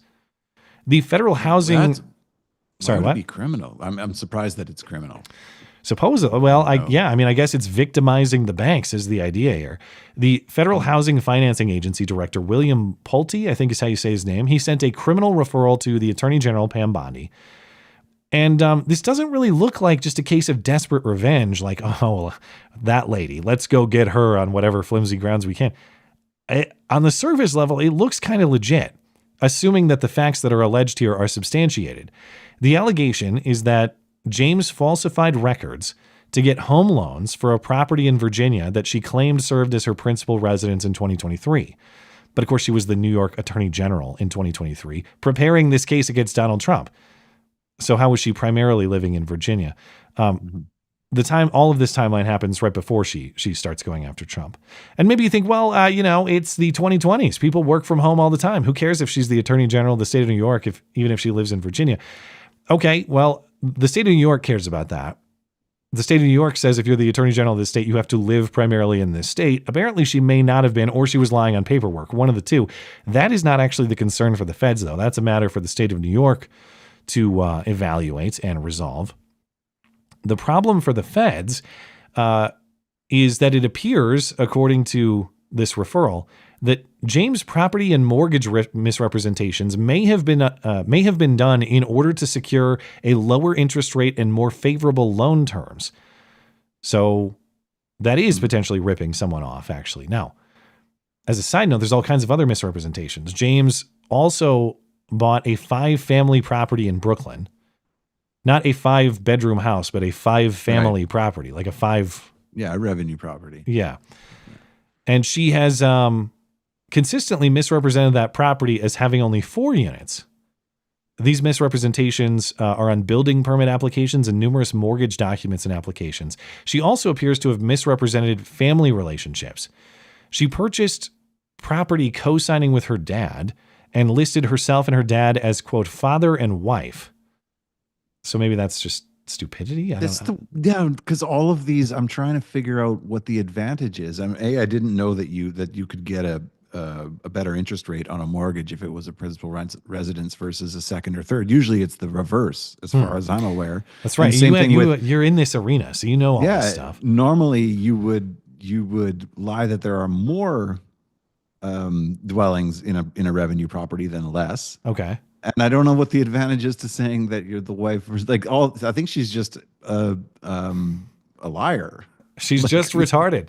It's like when Jamal Bowman pulled the fire alarm in Congress and everybody thought it was to like prevent a vote. He was in that office building. Just crazy. And he's like, no, you don't understand. I can't read, and neither can the kids at my school. And I believe him. I don't think it was a scam. I don't think it was a trick. I think he's retarded, and that's why that happened. I swear, and this is, maybe this would explain a lot of the Trump prosecutions where they're just like, oh, that's illegal, right? And have no idea that it's not because they can't read. Well, and I mean, if you're saying this doesn't necessarily lend itself to an automatic advantage from a borrowing perspective, maybe this is more ticky-tack revenge than I'm thinking. Listen, that I'm aware of. I mean, American banks might have different incentives than ours do, but even then, falling under criminal is kind of crazy to me too. Because if anything, it's maybe a tax fraud, but that's not even criminal. Like these are all really white collar things. And that's the thing too. To pump the brakes on this a little bit, even if the mortgage was fraudulently obtained or the information used to get the mortgage was fraudulent, as far as I've seen, there's not an allegation that she failed to pay anybody back or anything like that. So these are all victimists, and that's probably half of mortgages. Like real estate is where you lie about everything you can until you get you get refused. That's the bad things that happen when you overvalue something or you everyone's trying to get the best interest rate they possibly can, and it's up to the bank to do their due diligence. And if the bank doesn't qualify you properly, that's the liability's on the bank. You can't criminally prosecute someone because the bank didn't fulfill their obligations appropriately. It's very strange. Well, I say you can, because I'm team revenge against Letitia. Okay, and that's the problem for her in this case. Like, even if the technicals here don't necessarily line up for a criminal prosecution in the way you might be talking about, this is still a woman who built her brand, built her national presence on zero tolerance for any irregularities, any errors on any property documentation, financial documentation. Right. You can't do that. Isn't she the one that ran on I'm going to get that MFer? She was, she did say something to that effect. So she should be gotten. Yes. Just desserts. She should be gotten by the same sword. I am all in favor of that. But we'll see how that one goes. All right. Time to hop into some calls if you're ready. Born ready. Let's see. Golden Leaf is up first. I got to unmute myself. But Golden Leaf, are you there? Am I good on the Discord? Can you hear me? Yeah. Yes, I can hear you just fine. There we go. What's on your mind, sir? Tonight? We are well. There is. Oh, sorry. I actually asked that, but there's an anniversary, Matt. A 13-year anniversary. 13? Yes. I can't say his first name, but the Bundy standoff in Nevada. Oh, yeah. It's not Al. What the hell is the guy's name? But the whole this is the BLM guys. That was Bureau of Land Management. Bureau of Land was in Montana, not Black Lives Matter. Yeah, it was Eastern Oregon. AMMON. Ammon Bundy. That's right. Yep. Yes. This was in the southern east. I can't even speak. Southeastern Nevada. That's right. They had different ones. They had a Nevada one and they had an Oregon one. This is the famous one with the standoff of the militias, where he was having problems with the federal land in his ranch. And I think he ran for Idaho governor too, or ran I do believe so. But the story itself, it's just fucking fascinating. The the standoff with the militia, like actually seeing militia stand off against law enforcement backing off, and even seeing the body cam of them of the cops, like, holy shit, I lost count on many long guns and all that stuff. It's so interesting to show that when someone is kind of being fucked by the law, right, that rightful people stand up and be like, no, we're not taking this, and I mean, what's the biggest takeaway that you saw from it, Matt? Well, that's the interesting thing is I need to go back and look at all this because when the Bundy stuff was big news, I was still in the blue-pilled arena, and I thought they were just right-wing kooks. But now if I went back and looked at the case, I'd be like, that guy is the coolest dude ever, and I want to be his friend. I'm sure he's probably my perspective now. Yeah, what's interesting is some of the parties involved. So you had on the one side the ATF, BLM, the FBI, the Nevada Highway Patrol, the Las Vegas Metropolitan Police Department, and the Sheriff Department, along with some. But that never got hot, did it? There weren't shots fired, or were there? No. If it went hot, you would have heard a different story. That would have been, that would have been a Waco, Ruby Ridge kind of thing. Yeah, almost with the amount of armed people. Like I think it was like 400 some protesters versus 50 cops. Oh wow! Do you remember how it resolved? Because all I remember is hearing about the standoff, and same as Matt, I was not. The cattle was released back to him. It was about cattle. Yes, because I think the cattle was grazing in federal land. Yeah. Oh, can't have that. And it's basically in interesting parties. The 3%ers, the Constitutional Sheriffs and Peace Officers Association. That's right. The Oath Keepers. No way. Praetorian Guard and the White Mountain Militia. The whole January 6th crew, basically. This was the pre-party. This was your trucker's convoy. This was pre-gaming. January 6th is what it was. This was their warm-up. Yeah. All right, man, I got to let you go, but thank you for that walk down memory lane, that brief history lesson. I'll have to look at it. Oh, I do have a joke for you. Oh, okay, go ahead. What do you call a lazy potato? I don't know. A couch potato. All right, thank you for calling in. Yes, glad you got to go down memory lane. Having a good day. Get the hell out of here. All right, next up is Chinese name guy that I can never remember, but I'm pretty sure his name is Justin. Yes. Okay, all right. I know I always get trapped in the J's. Is it James? All right. Is Justin a Chinese name? No, he has this like Chinese username that I never can pronounce, and I've just given up. Hi, Justin.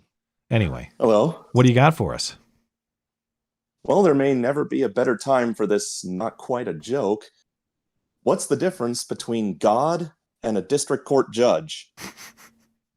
I don't know. What is the difference? Power? God doesn't think he's a district court judge. All right, that was a good one. I like that. God is more humble, for sure. Yeah. Anyway. Oh, boy. So Boasberg and Zinnes are really dead set on making the judiciary irrelevant, aren't they? Yeah, I just don't know what they're... well, we were talking about what is your theory of their behavior? Because they really have... There's nothing they can achieve here other than showmanship. Is that all they're after, or is it something else? I really struggle to even come up with anything. They've graduated law school. They know the Constitution. They know Article 2, all executive power is vested in the president. They can order and order and order until they're blue in the face. It's the president that has to carry them out. So you try to hold the president in contempt, nothing's going to happen. No, you're it's literally just going to look impotent. They're going to go to the country club where all their friends are, and they're going to be the one who was in the news, who kind of tripped Trump up a little bit, and it's going to make them to talk of the table, and that's all this is. I guess, yeah. I swear to God. Showmanship for a very particular audience. Social clout in their circle. Yeah. That's it. And the Supreme Court, I don't understand how they've let it get to this point. They have just handled these district judges with kid gloves, and they're not getting the hint. Yeah, well, yeah, that is, everybody thinks the constitutional crisis, as they keep calling it, is like, well, if Trump keeps defying the courts, what's going to happen? I think you're raising probably a more consequential point. What happens when the courts continually all but reject the Supreme Court? I mean, I think I don't want to overstate it, because you're seeing this district court judge Zinnis try to implement this facilitation standard, but the point is her understanding of facilitation appears to be much more active than any common person's understanding of that word.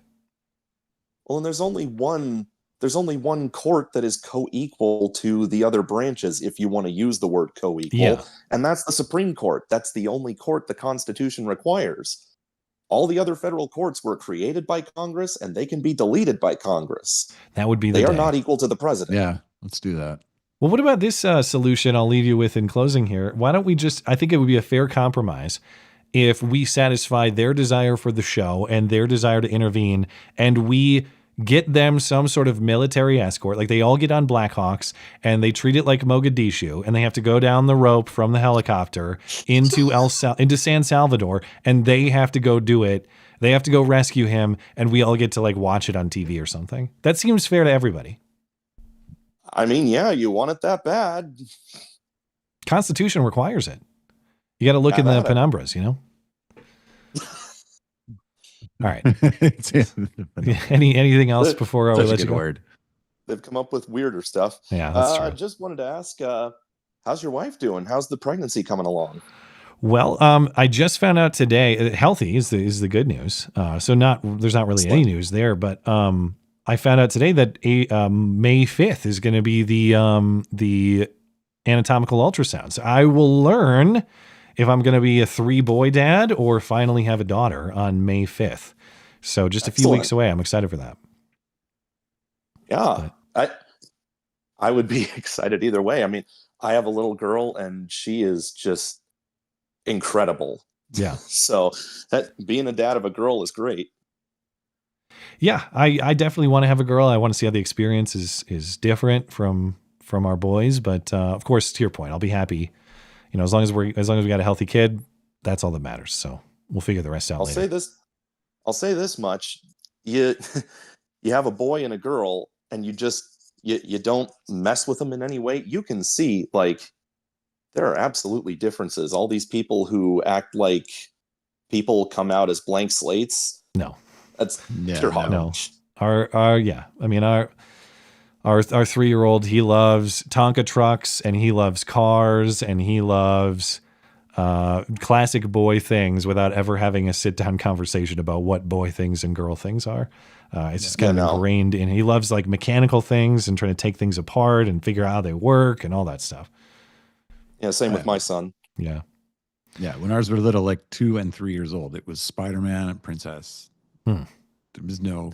Do you have an older daughter or an older son? Our eldest got married. Oh, sorry. I guess for both of you. Yeah, older daughter. My daughter's 3. My son's going to be 2, and then a week later, he's gonna welcome his little brother. Oh, so you're in it too? Well, congratulations. That's great. Very nice. And then how about you? You have the older son or older daughter?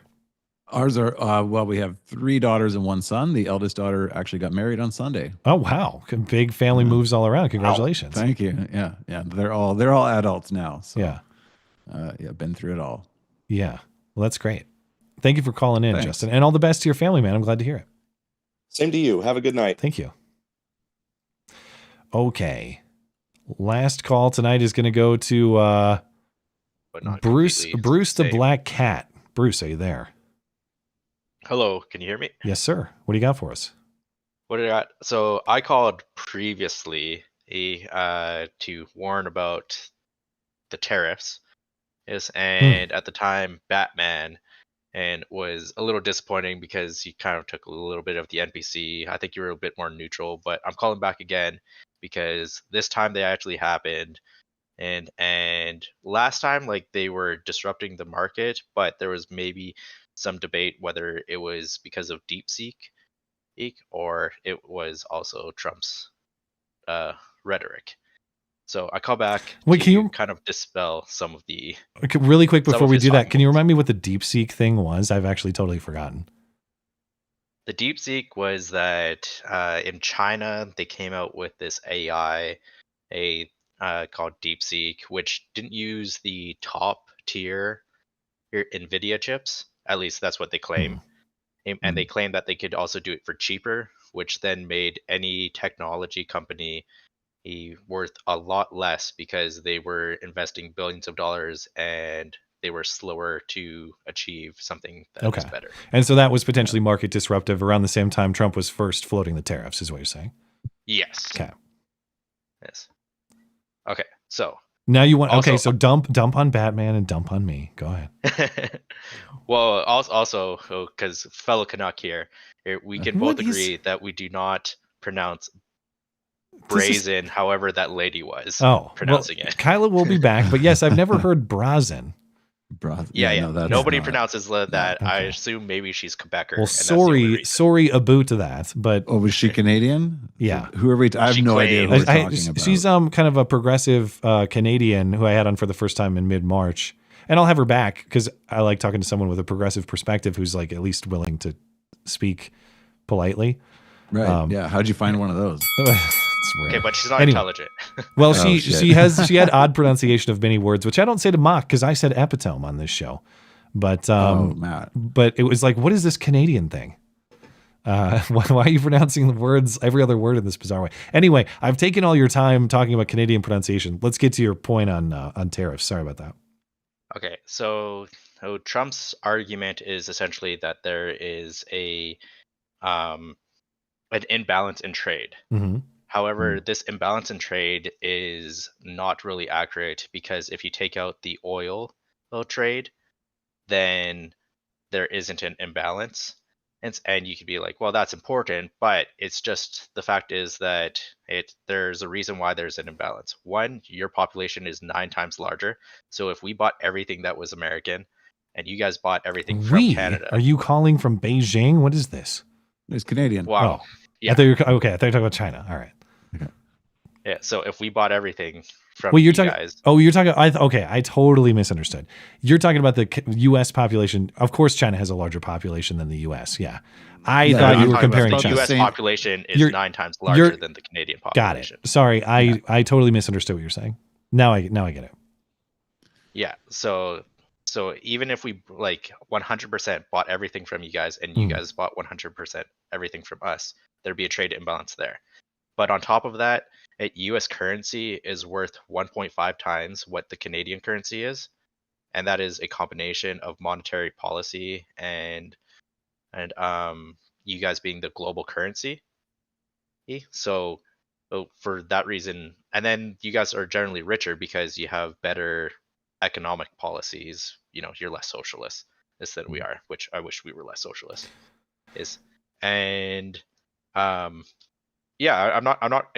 I have other things to go to, but I'm not exactly sure what other arguments he wants to say. But those are my main arguments of why it's pretty silly. And this, your market is worth a lot more because one of the things that people don't realize is that your NASDAQ market and your New York Stock Exchange, everybody trades in that. There's more Canadians investing into American companies than in Americans investing in Canadian companies on the TSX. Yeah, I'll take that point as true. Probably, I don't have a reason to believe that's incorrect. In the interest of time, I'll just stick to your main point on the trade imbalance. And of all the reasons for tariffs, that's the one that I probably understand the least. Now, I will also say before we move on, I think I recall your last call because we were talking about didn't we talk about whether the Canadians should be helping more with the border and stuff? I think my opinion was well, Canada should just be on board and the tariffs will be over early on. Yes, but I claimed that I do not believe that is Trump's end goal in any sense, which has kind of proven out. Yeah, I think that point has a couple frustrations. One, that the original goal that was described, there have been 50 other goals that have been articulated by all these people ever since. So the communication has certainly been frustrating. I'll agree with your point on that. But of all the reasons, many of which I think are good, frankly, if they could be achieved, the trade deficit or the trade imbalance I find to be the most confusing point because I don't necessarily know why an imbalance is bad so long as everybody's getting value out of it. I also don't know why all things being equal is inherently good. I think if I was designing tariff policy, The only so-called equity I would seek to achieve is just, okay, you're taxing what percent and we're taxing what percent. I don't think it's fair if you're, and I'm not saying Canada is, but let's say Canada was taxing 50 and the US was taxing 10. That might be a so-called inequity that I would be concerned about addressing as an American. But I don't understand why it would be a bad thing if, say, Canada or the US is buying a volume of Canadian products that are larger than Canada is buying from the US, when, to your point, the market is just smaller. Like, there aren't as many people there for us to send as much stuff to. Yeah, so 2 points on that. One is that you're right in the sense that the thing is, a lot of what Canada sells to the States is then put into better things and then sold back to Canada. So, like, for an example, with the oil, we sell tons of crude oil. You guys refine it and then you sell it back to us. The imbalance isn't rectified because you guys also use the oil. Yeah, it makes sense. Yeah. So I guess I need someone who's like trade deficit hawkish to explain to me why it's bad, because I don't really understand why it's bad. And then your other point was as far as like the percentage of tariffs. If you look at the USMCA, there are tariffs for if you exceed like this much amount of importing cheese from the States. However, you guys haven't met that quota yet. So there hasn't been any kind of like, oh, we're taxing you guys is to import the cheese and we're protecting our supply management, which is very stupid. Our supply management is very stupid. But it's like people have been tossing around arguments of being like, well, this is what would be taxed underneath Canadian law. It's like, but you guys haven't met that quota, so you guys aren't being taxed that. Or like, but you guys aren't even being taxed because a tariff is a tax on the citizens themselves. So like, well, thank you for the counterpoints and congratulations on dunking on me and Batman.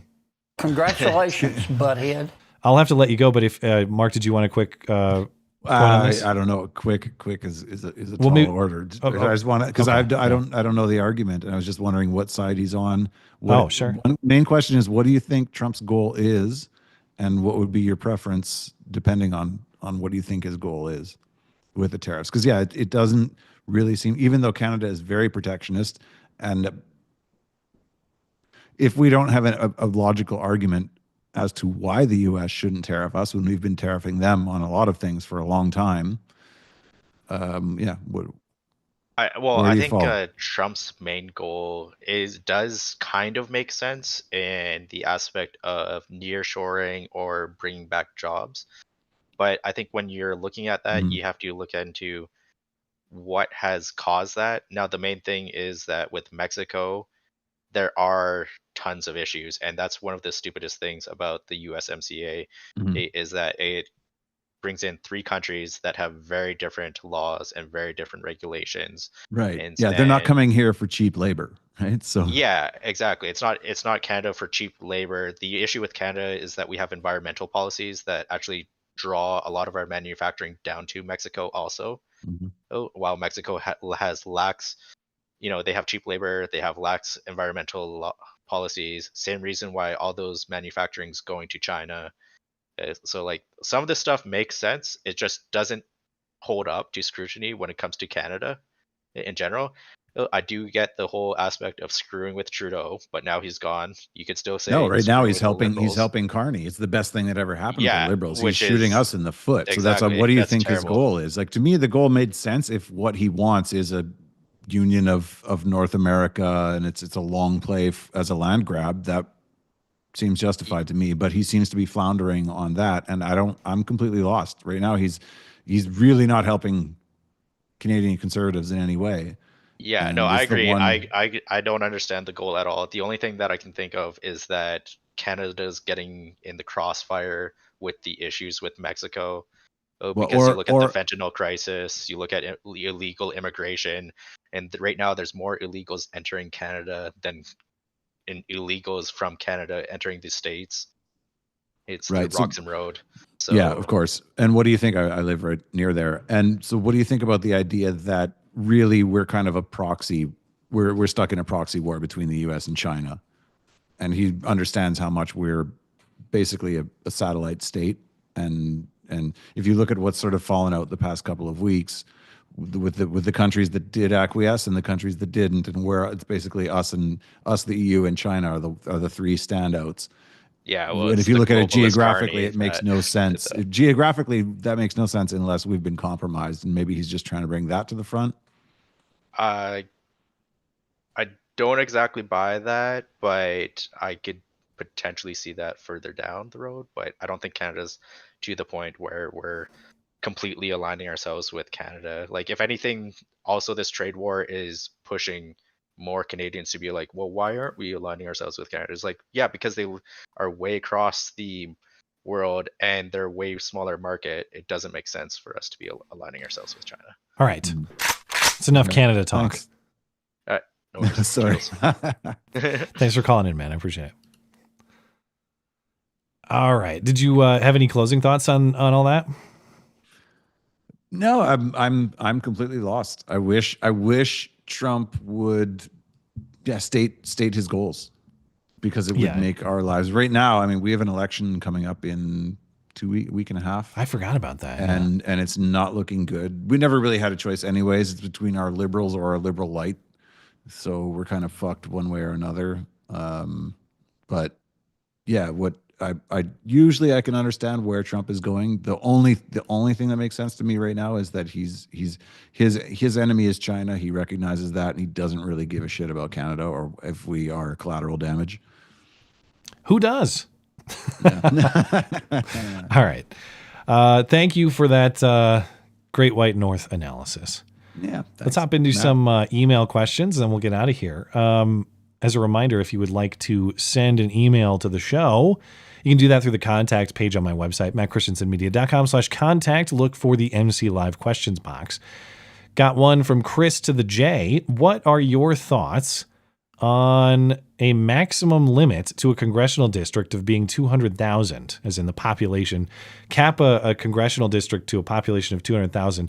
This would be in an effort to expand the House of Representatives. However, this would expand membership by about 1,700 districts. A quorum, as in a simple majority of 851, is needed for regular business of debate, bill calendar placement, and not everyone would need to be in town every day. Just planned days for committees, hearings, etc. Might be useful, your thoughts. Well, there might be something to be said for a population limit on congressional district representation, as in like, well, that's a better ratio of representatives to people. So theoretically, your representative is more accessible to you. 1,700 districts, though, is massive. And I worry that that's too big to function. Like, you got a Congress of going on 2,000 people. Good luck. Let's see how this works. And I also what is it now? Sorry, Matt. It's like 300 and something? Well, the House of Representatives is 435, and then you got 100 senators, too. So you're talking about blowing it up by fourfold. And that is not only going to be costly, but just think of, like, in theory, you have better access to your representative, but your representative has less access to the floor and potentially less access to committees and less power overall. So every positive I see a negative. And as far as congressional apportionment, I'm much more concerned with the numbers we use. I guess the number is not important to me. Like, is it 100 or 200 or 300? The number of who or what counts is important. So currently we use census numbers to award congressional districts or seats in Congress. The problem is the census counts people living there. And as I'm sure you can infer what that means. Minnesotans. That's more than just citizens. What was the guy? Wisconsin's? Yeah, it's bodies in a particular place. And you might have a lot of killmongers. And killmongers get counted by the census. And killmongers get congressional districts. They get members in Congress. Killmongers also get you electoral college votes. And so I know that this probably would have to be corrected by, like, constitutional amendment, I believe, because the census is a constitutionally prescribed thing, is it not? But the census should not be counting anyone but citizens. And I don't even mean just like illegal immigrants. I'm sorry, if you're like a lawful permanent resident, all right, it's nothing against you, But I don't think that you should count for who gets what votes in Congress. I think that should be reserved for the American citizen. Yeah, I mean, I'm don't get me started on stuff because I'm basically a revolutionary. If you're going to make a change like that, there's so many things I would want to rewrite completely. I mean, I love the American founding documents. I like the Constitution, but the mechanisms of implementation, I think, are very outdated. And there's a lot of things I would just completely gut, including what defines a citizen, who has rights, who gets to vote. I would either go back to 1776 and make the thing a republic again, and restrict the franchise from basically everybody, and I would do the same in Canada if I had the option. Or like, what's the point of scratching the surface of problems that are as the left loves to say, systemic? You have Democrats invoking the founding fathers and the Constitution and the founding philosophy so much, and if there ever was like a bring them back scenario, I'd like to watch. I mean, there are many, I guess, but if I could get James Madison, Thomas Jefferson, get the whole gang to just sit down, and I know they'd be amazed to sit in front of a TV with me. So we'd have to get past that. Oh, do you think they would recognize anything? They'd be like, why are you even talking about? Well, watch Zooey and be like, yeah, this man dressed up as a woman is convinced that your intent in the ratification of the Constitution was that he can take a shit next to any woman in any woman's space that he wants to.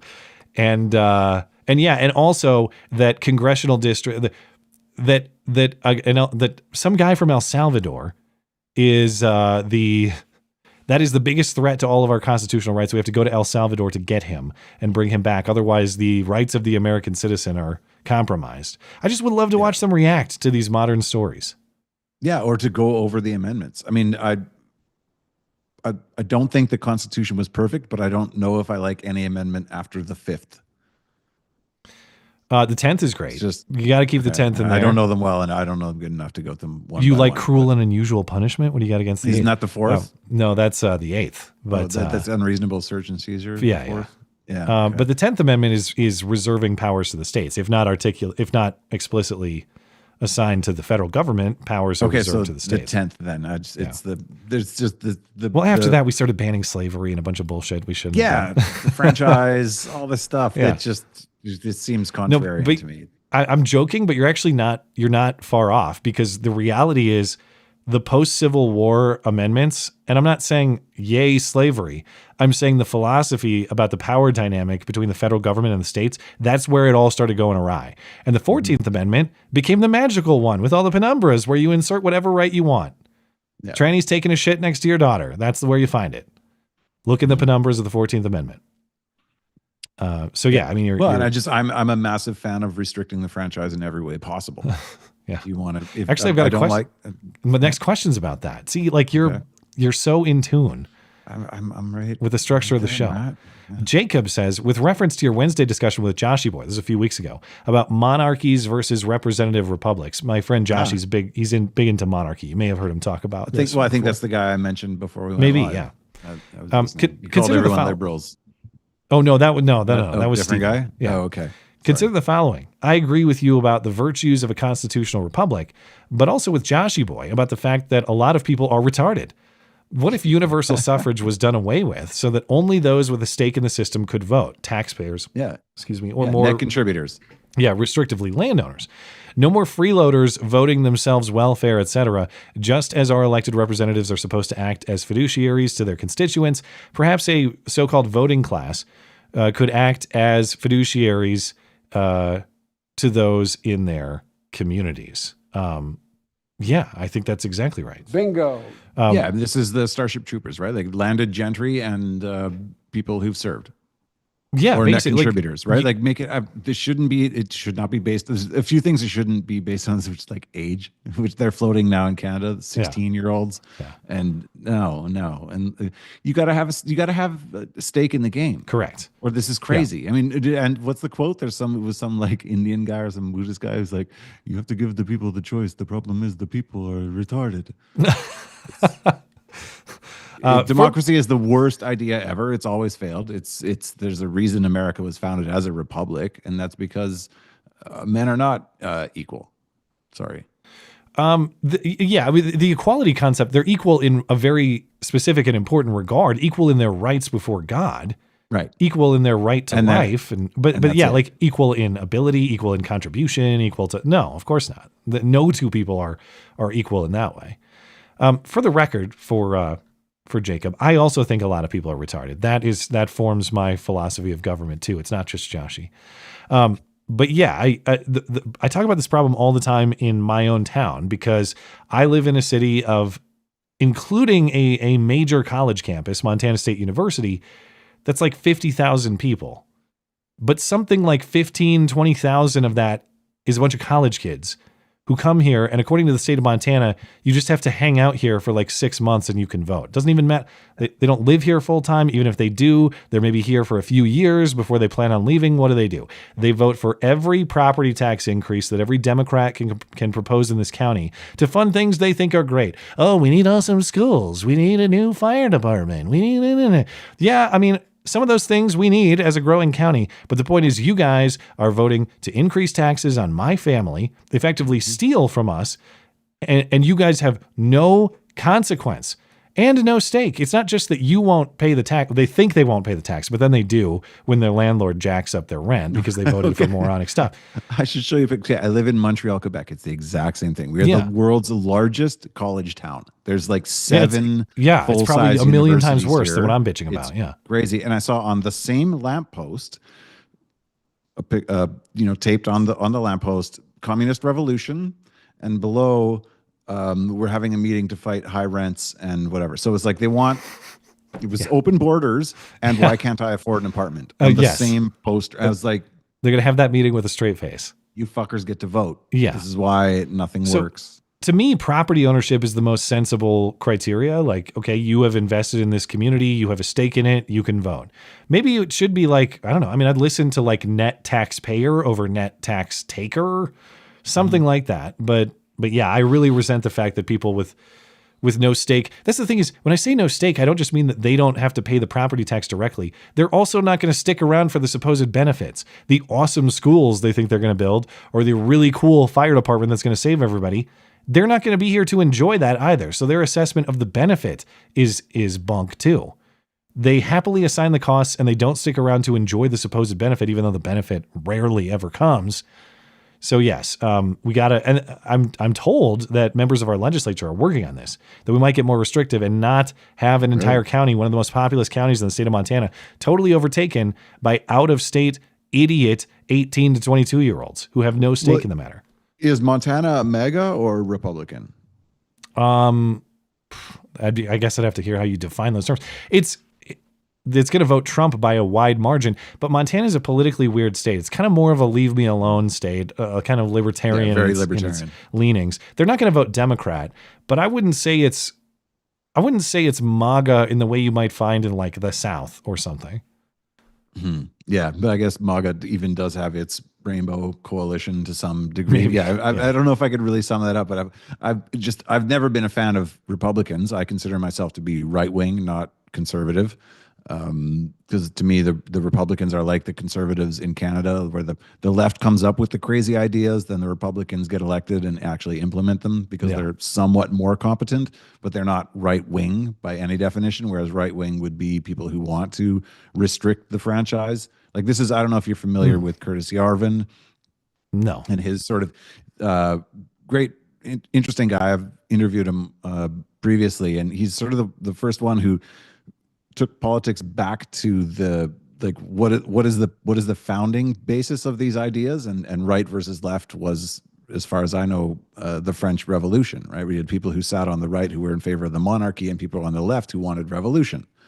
And right wing is really, if you want to boil it down, I'm probably going to get a ton of shit for giving this 1 minute synopsis, but this is where the sort of, they call it the dissident right. This is their perspective on it. I'm not saying they're wrong, but I think I understand it.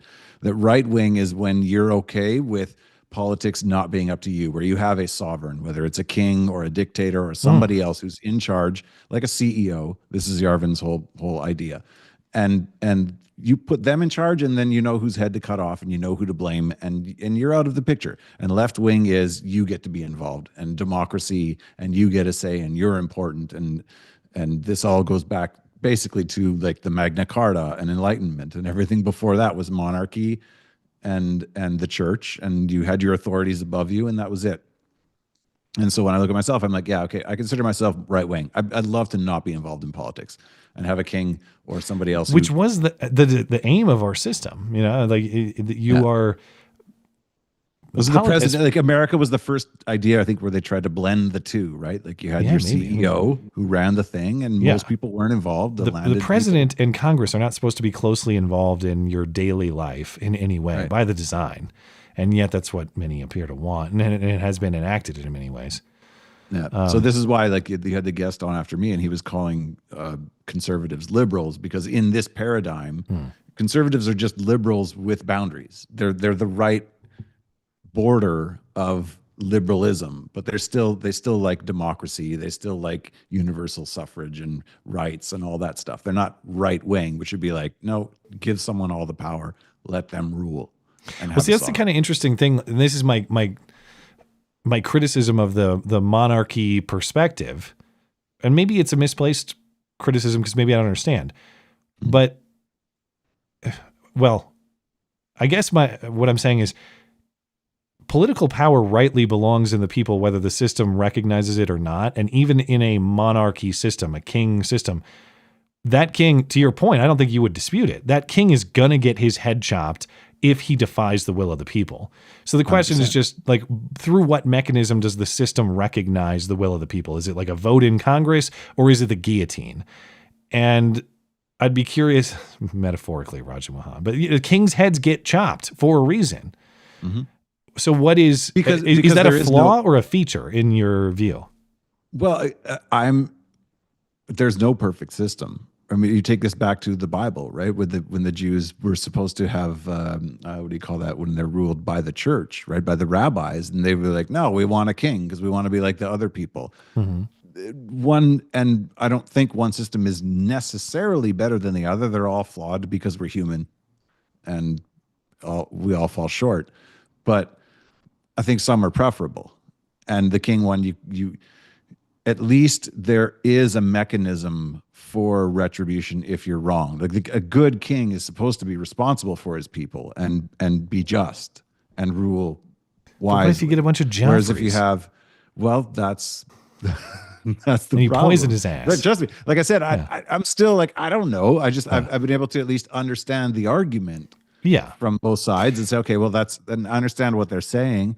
And I think we're at the point now where we should at least be looking at it objectively and saying, could we come up with another version? This, again, the U.S. was them saying, how do we combine these in a way that meets the modern times? And I think we're due for a reassessment of what powers could be invested in the president they are responsible for, and who could we take out of this system and like eject from the process.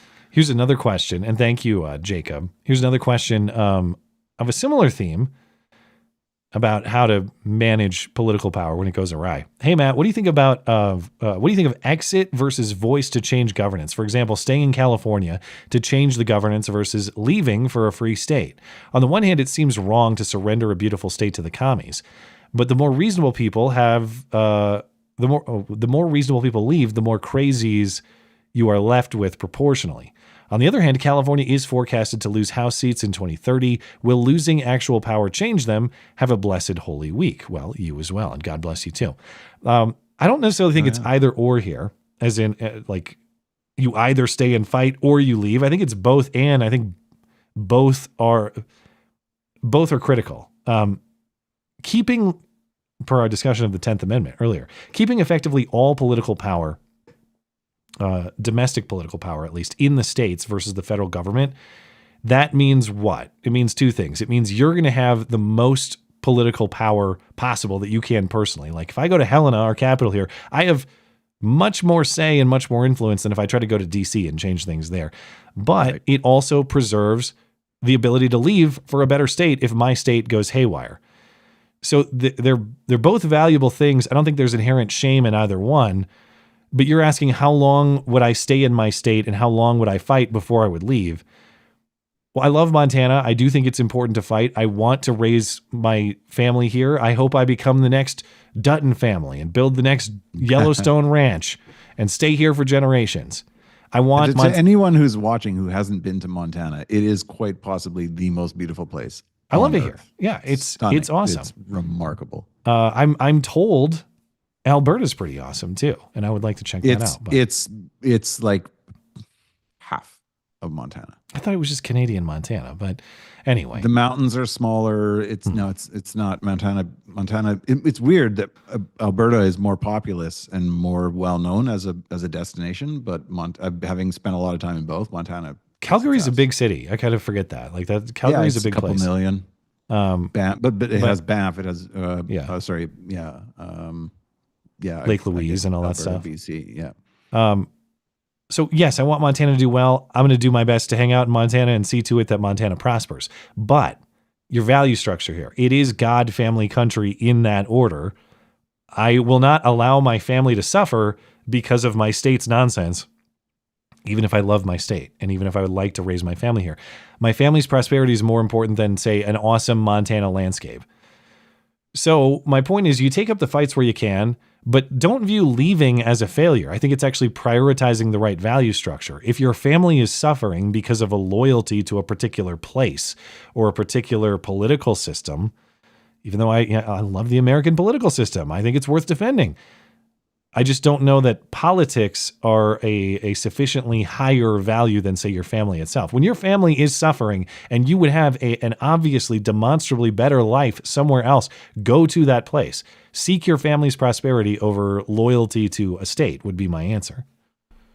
I strongly disagree. You disagree? Okay. Yeah, I live in Canada, so the thought of leaving is constant. Mm-hmm. Especially during COVID, I lost a lot of friends. Viva Frei moved to so many. You mean people. they just left? Lauren, they left the Viva, country. they all fucked off to they left the country. Wait, which Lauren? Lauren Chen. These were all Montrealers. These people all. I got very close questions to for me. Lauren Chen. If you, I bet. So do I.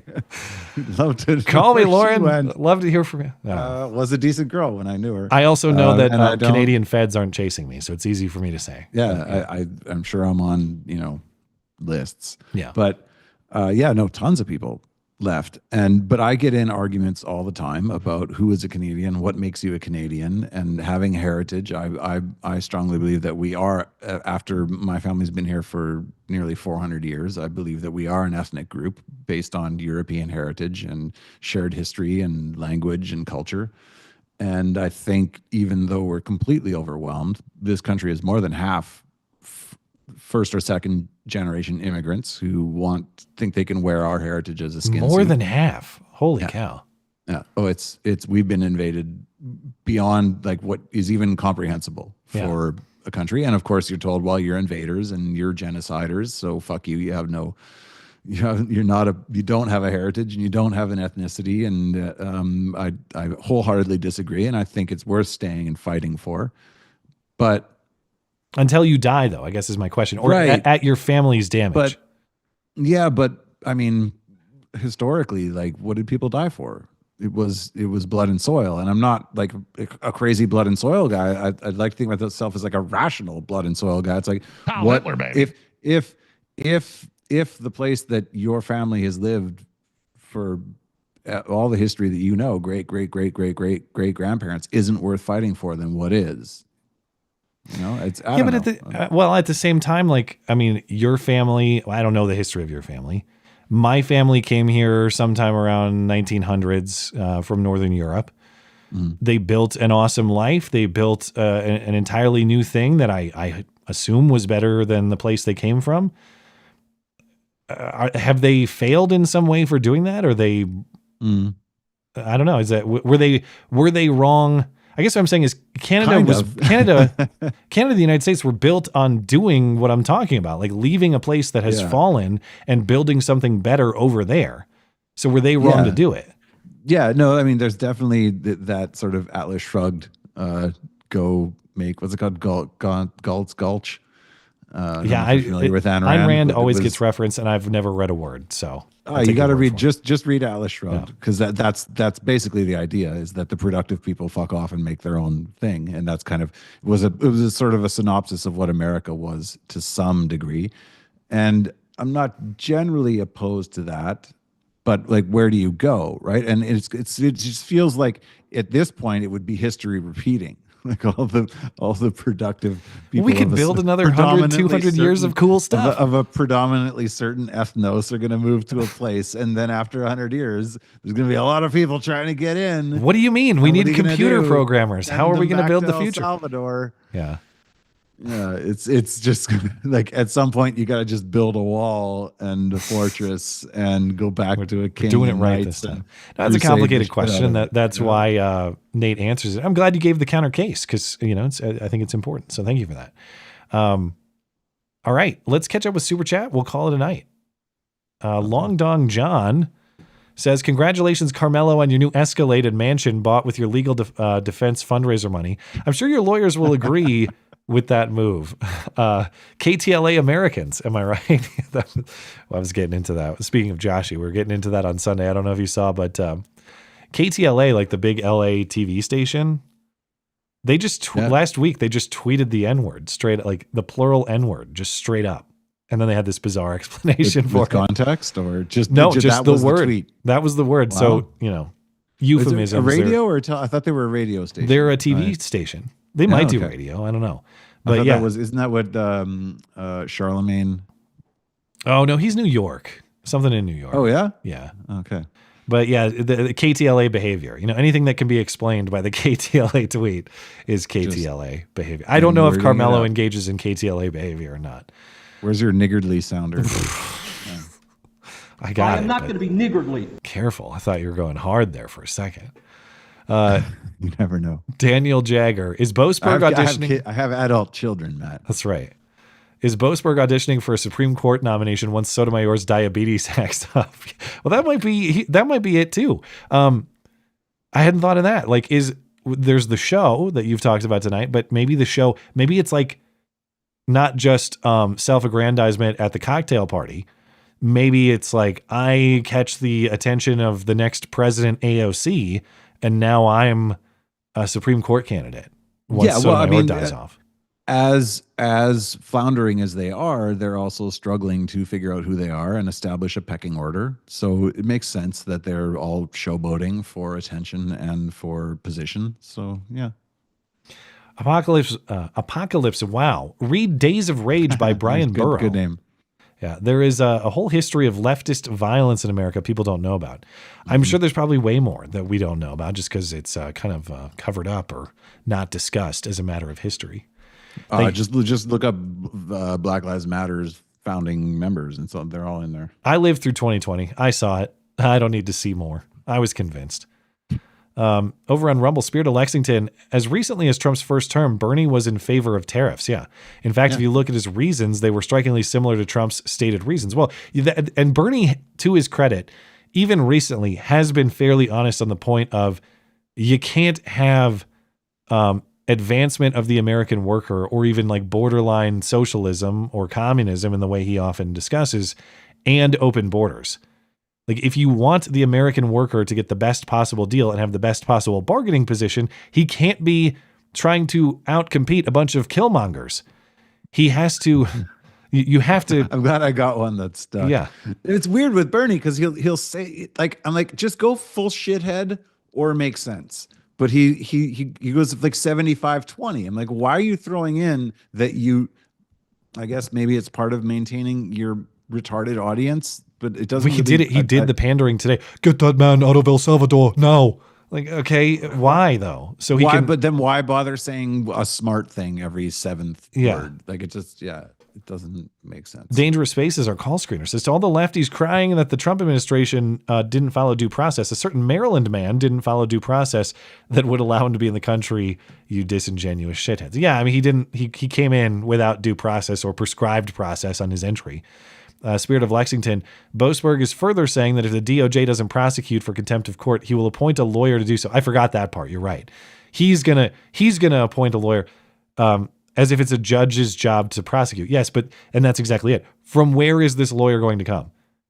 I assume you're going to have to get a federal prosecutor to prosecute a federal case. You're going to pluck one from the DOJ, or you're just going to do, Merrick Garland did that with Jack Smith. Like, I'm going to get a guy off the street to be special counsel.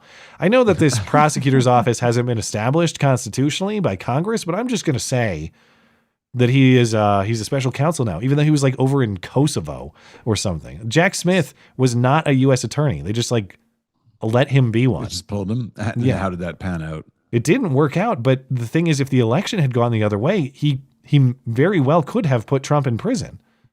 And then you would have had a constitutional question about whether the prosecution was legit at all. Anyway, Dangerous Spaces. I am working to bring Abrego Garcia home. He's a Salvadoran national, Senator Van Hollen. Yes, correct. He is home. By the way, you voted against the Lake and Riley Act, so you will protect illegals but not Americans. Yeah, well, I that language too. We're working to bring him home. He's maybe the prison isn't his home, but the country is. He's home. Yeah. Also says we have an election in a couple weeks. Thoughts on the foreigners think our electoral college system is crazy talk. I'm here in Australia and we have no method to directly vote for our prime minister. Well, I don't understand that whole. I don't even know Australia's politics, but I assume it's a parliamentary system like Canada. Same as ours. Okay. Yeah. You vote for a party, and whoever's leading that party. That's how we just got our new prime minister with no vote. He just stepped in as leader of the party. Yeah. Even he doesn't even hold a seat, so he's not elected. Oh, he's not even like a guy who represents nothing. Whatever your hilarious towns are named, like Saskatoon and Regina or whatever. Hey Regina. Hey now, that's my home province. They're all hilarious. It's Regina. It's Latin for queen. That's the justification, anyways. Okay. Yeah, it's on coins going back to Rome. Okay. Regina. Well, it'll always be funny. It rhymes with penis.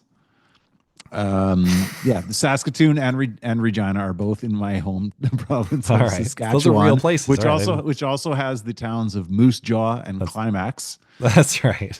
I know Moose Jaw. I didn't know Climax, but you learn something every day. Yeah. Oh, just if you want to have a good time, someone should make a board game of Saskatchewan town names, and it would be endlessly entertaining. Dangerous Spaces says, question, is there anything that would be bad enough individual policy-wise or a law that would make you leave Montana immediately? Sure. If you told me you're going to like, I don't know, 100% income tax. See ya.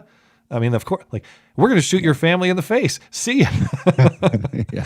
But something realistic. Proportional response. Something realistic. Well, I would say the most realistic way that I leave Montana is just a practical affordability question. With all of these people, you have two problems in Montana. One of which is the fault of the voter. The other is just kind of a market reality. Like, especially after COVID, everybody moved in.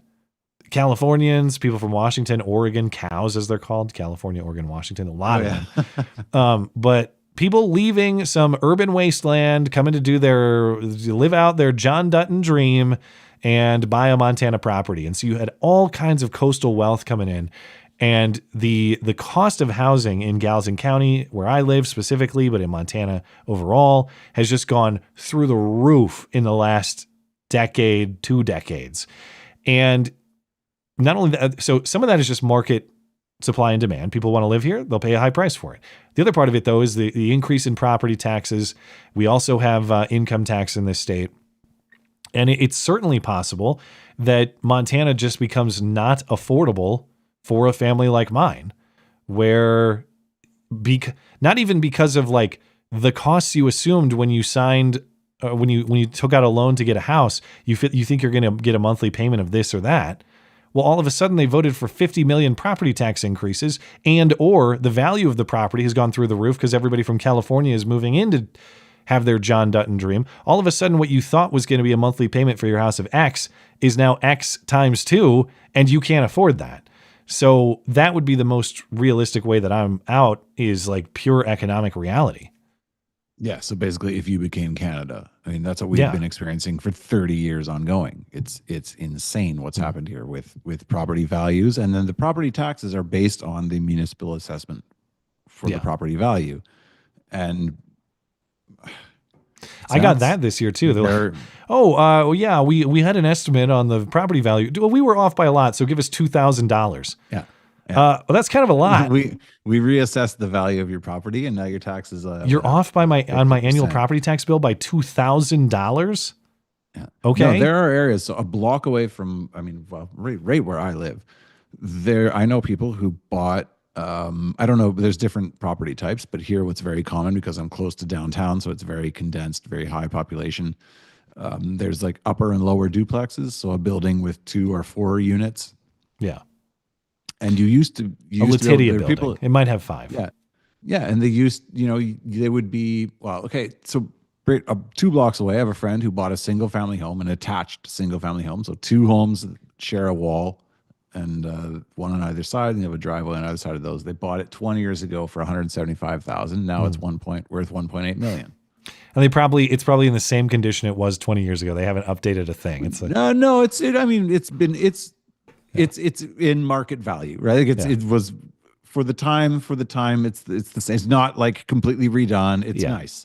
Yeah, but no, I'm sure it's totally. It sounds like a 1,000% Montana trajectory over that 1,000% increase in 20 years. Yeah. So that's housing in a properly managed society should be consistent. Maybe there should be no inflation, but it should. If there's inflation, it should just match the rate of inflation or go down.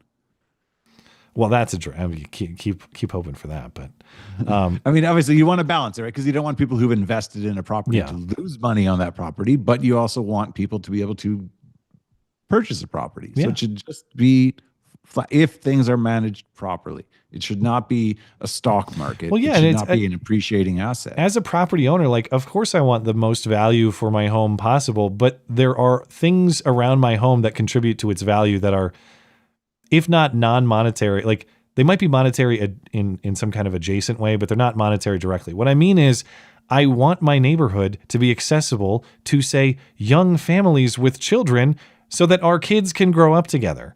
And if instead the houses are owned by a bunch of corporations who bring in like H-1B guys to do all the computer programming around here, okay, yeah, like my home might have X dollar value on the, whatever, the assessed value or what you think you might be able to get if you list it for sale. But things you want that contribute to its value are unavailable because people can't access that neighborhood. That's a problem. Yeah, well, and being a property owner isn't the only thing that's important. Being a member of a community. Yeah, I mean they're both important, but they're important. They are related things. Complementary in terms things. of like you should make your money from your job, not your home. That's my point. And I say this as someone who works in real estate and people who, it's great to get free money for nothing, which is what, basically in Canada, if you look at our situation, I'm sure Montana is going to turn into this. US to some degree is the same, where your pension funds are broke. Most of the boomers don't really have a retirement. They prioritize taking 2 cruises a year. And like here, because there is our pension system, everything is gone. So now they're reliant on the appreciated value of the bungalow they bought for $70,000 in 1982. That's going to fund their retirement. And that's only supported through the Ponzi scheme that's propped up by immigration and appreciating values of properties.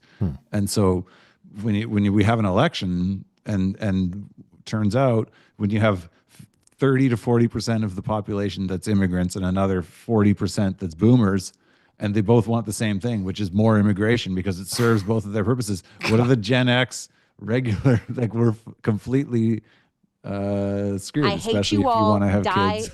die. Yeah. There you go. Yeah, thank you. Summed it up. You don't even need to have me here. Yeah. I've thought about that. Should I just get a robot co-host, I don't just like 8 good sounders. Yeah. I got plenty. Anyway, back to, I just got one last super chat here. Or no, well, I think I got a couple. Over on Odyssey, Blanket said, Matt, did you see what Caroline Leavitt said about Biden? I didn't, but I did see the White House press conference today featuring the mom whose daughter was killed by a Salvadoran guy, not Killmonger, but a Killmonger's buddy. And that was, man, talk about, this mom whose daughter was killed by an illegal immigrant just got up there and, as far as I can tell, just off the cuff, told the story of her daughter and looked all these reporters in the face after it was over. It was like, please, for the love of God, tell the truth. These people are extremely dangerous. Stop sugarcoating this. Wait, the mom said that, or the reporter did? The mom said that. It was an incredibly powerful so moment. She wasn't a gay fag like that other guy's. God. Sorry. Have Gay and some fag is redundant. Well, they're always funny together, though. Yeah. Anyway, so by that I meant homosexual. Right. Yeah. Thank you. Yeah. So this mom had this moment at the White House press conference today, and I think it'd be very difficult to get up at the White House podium and just speak off the cuff about anything. I'd be really nervous to do that.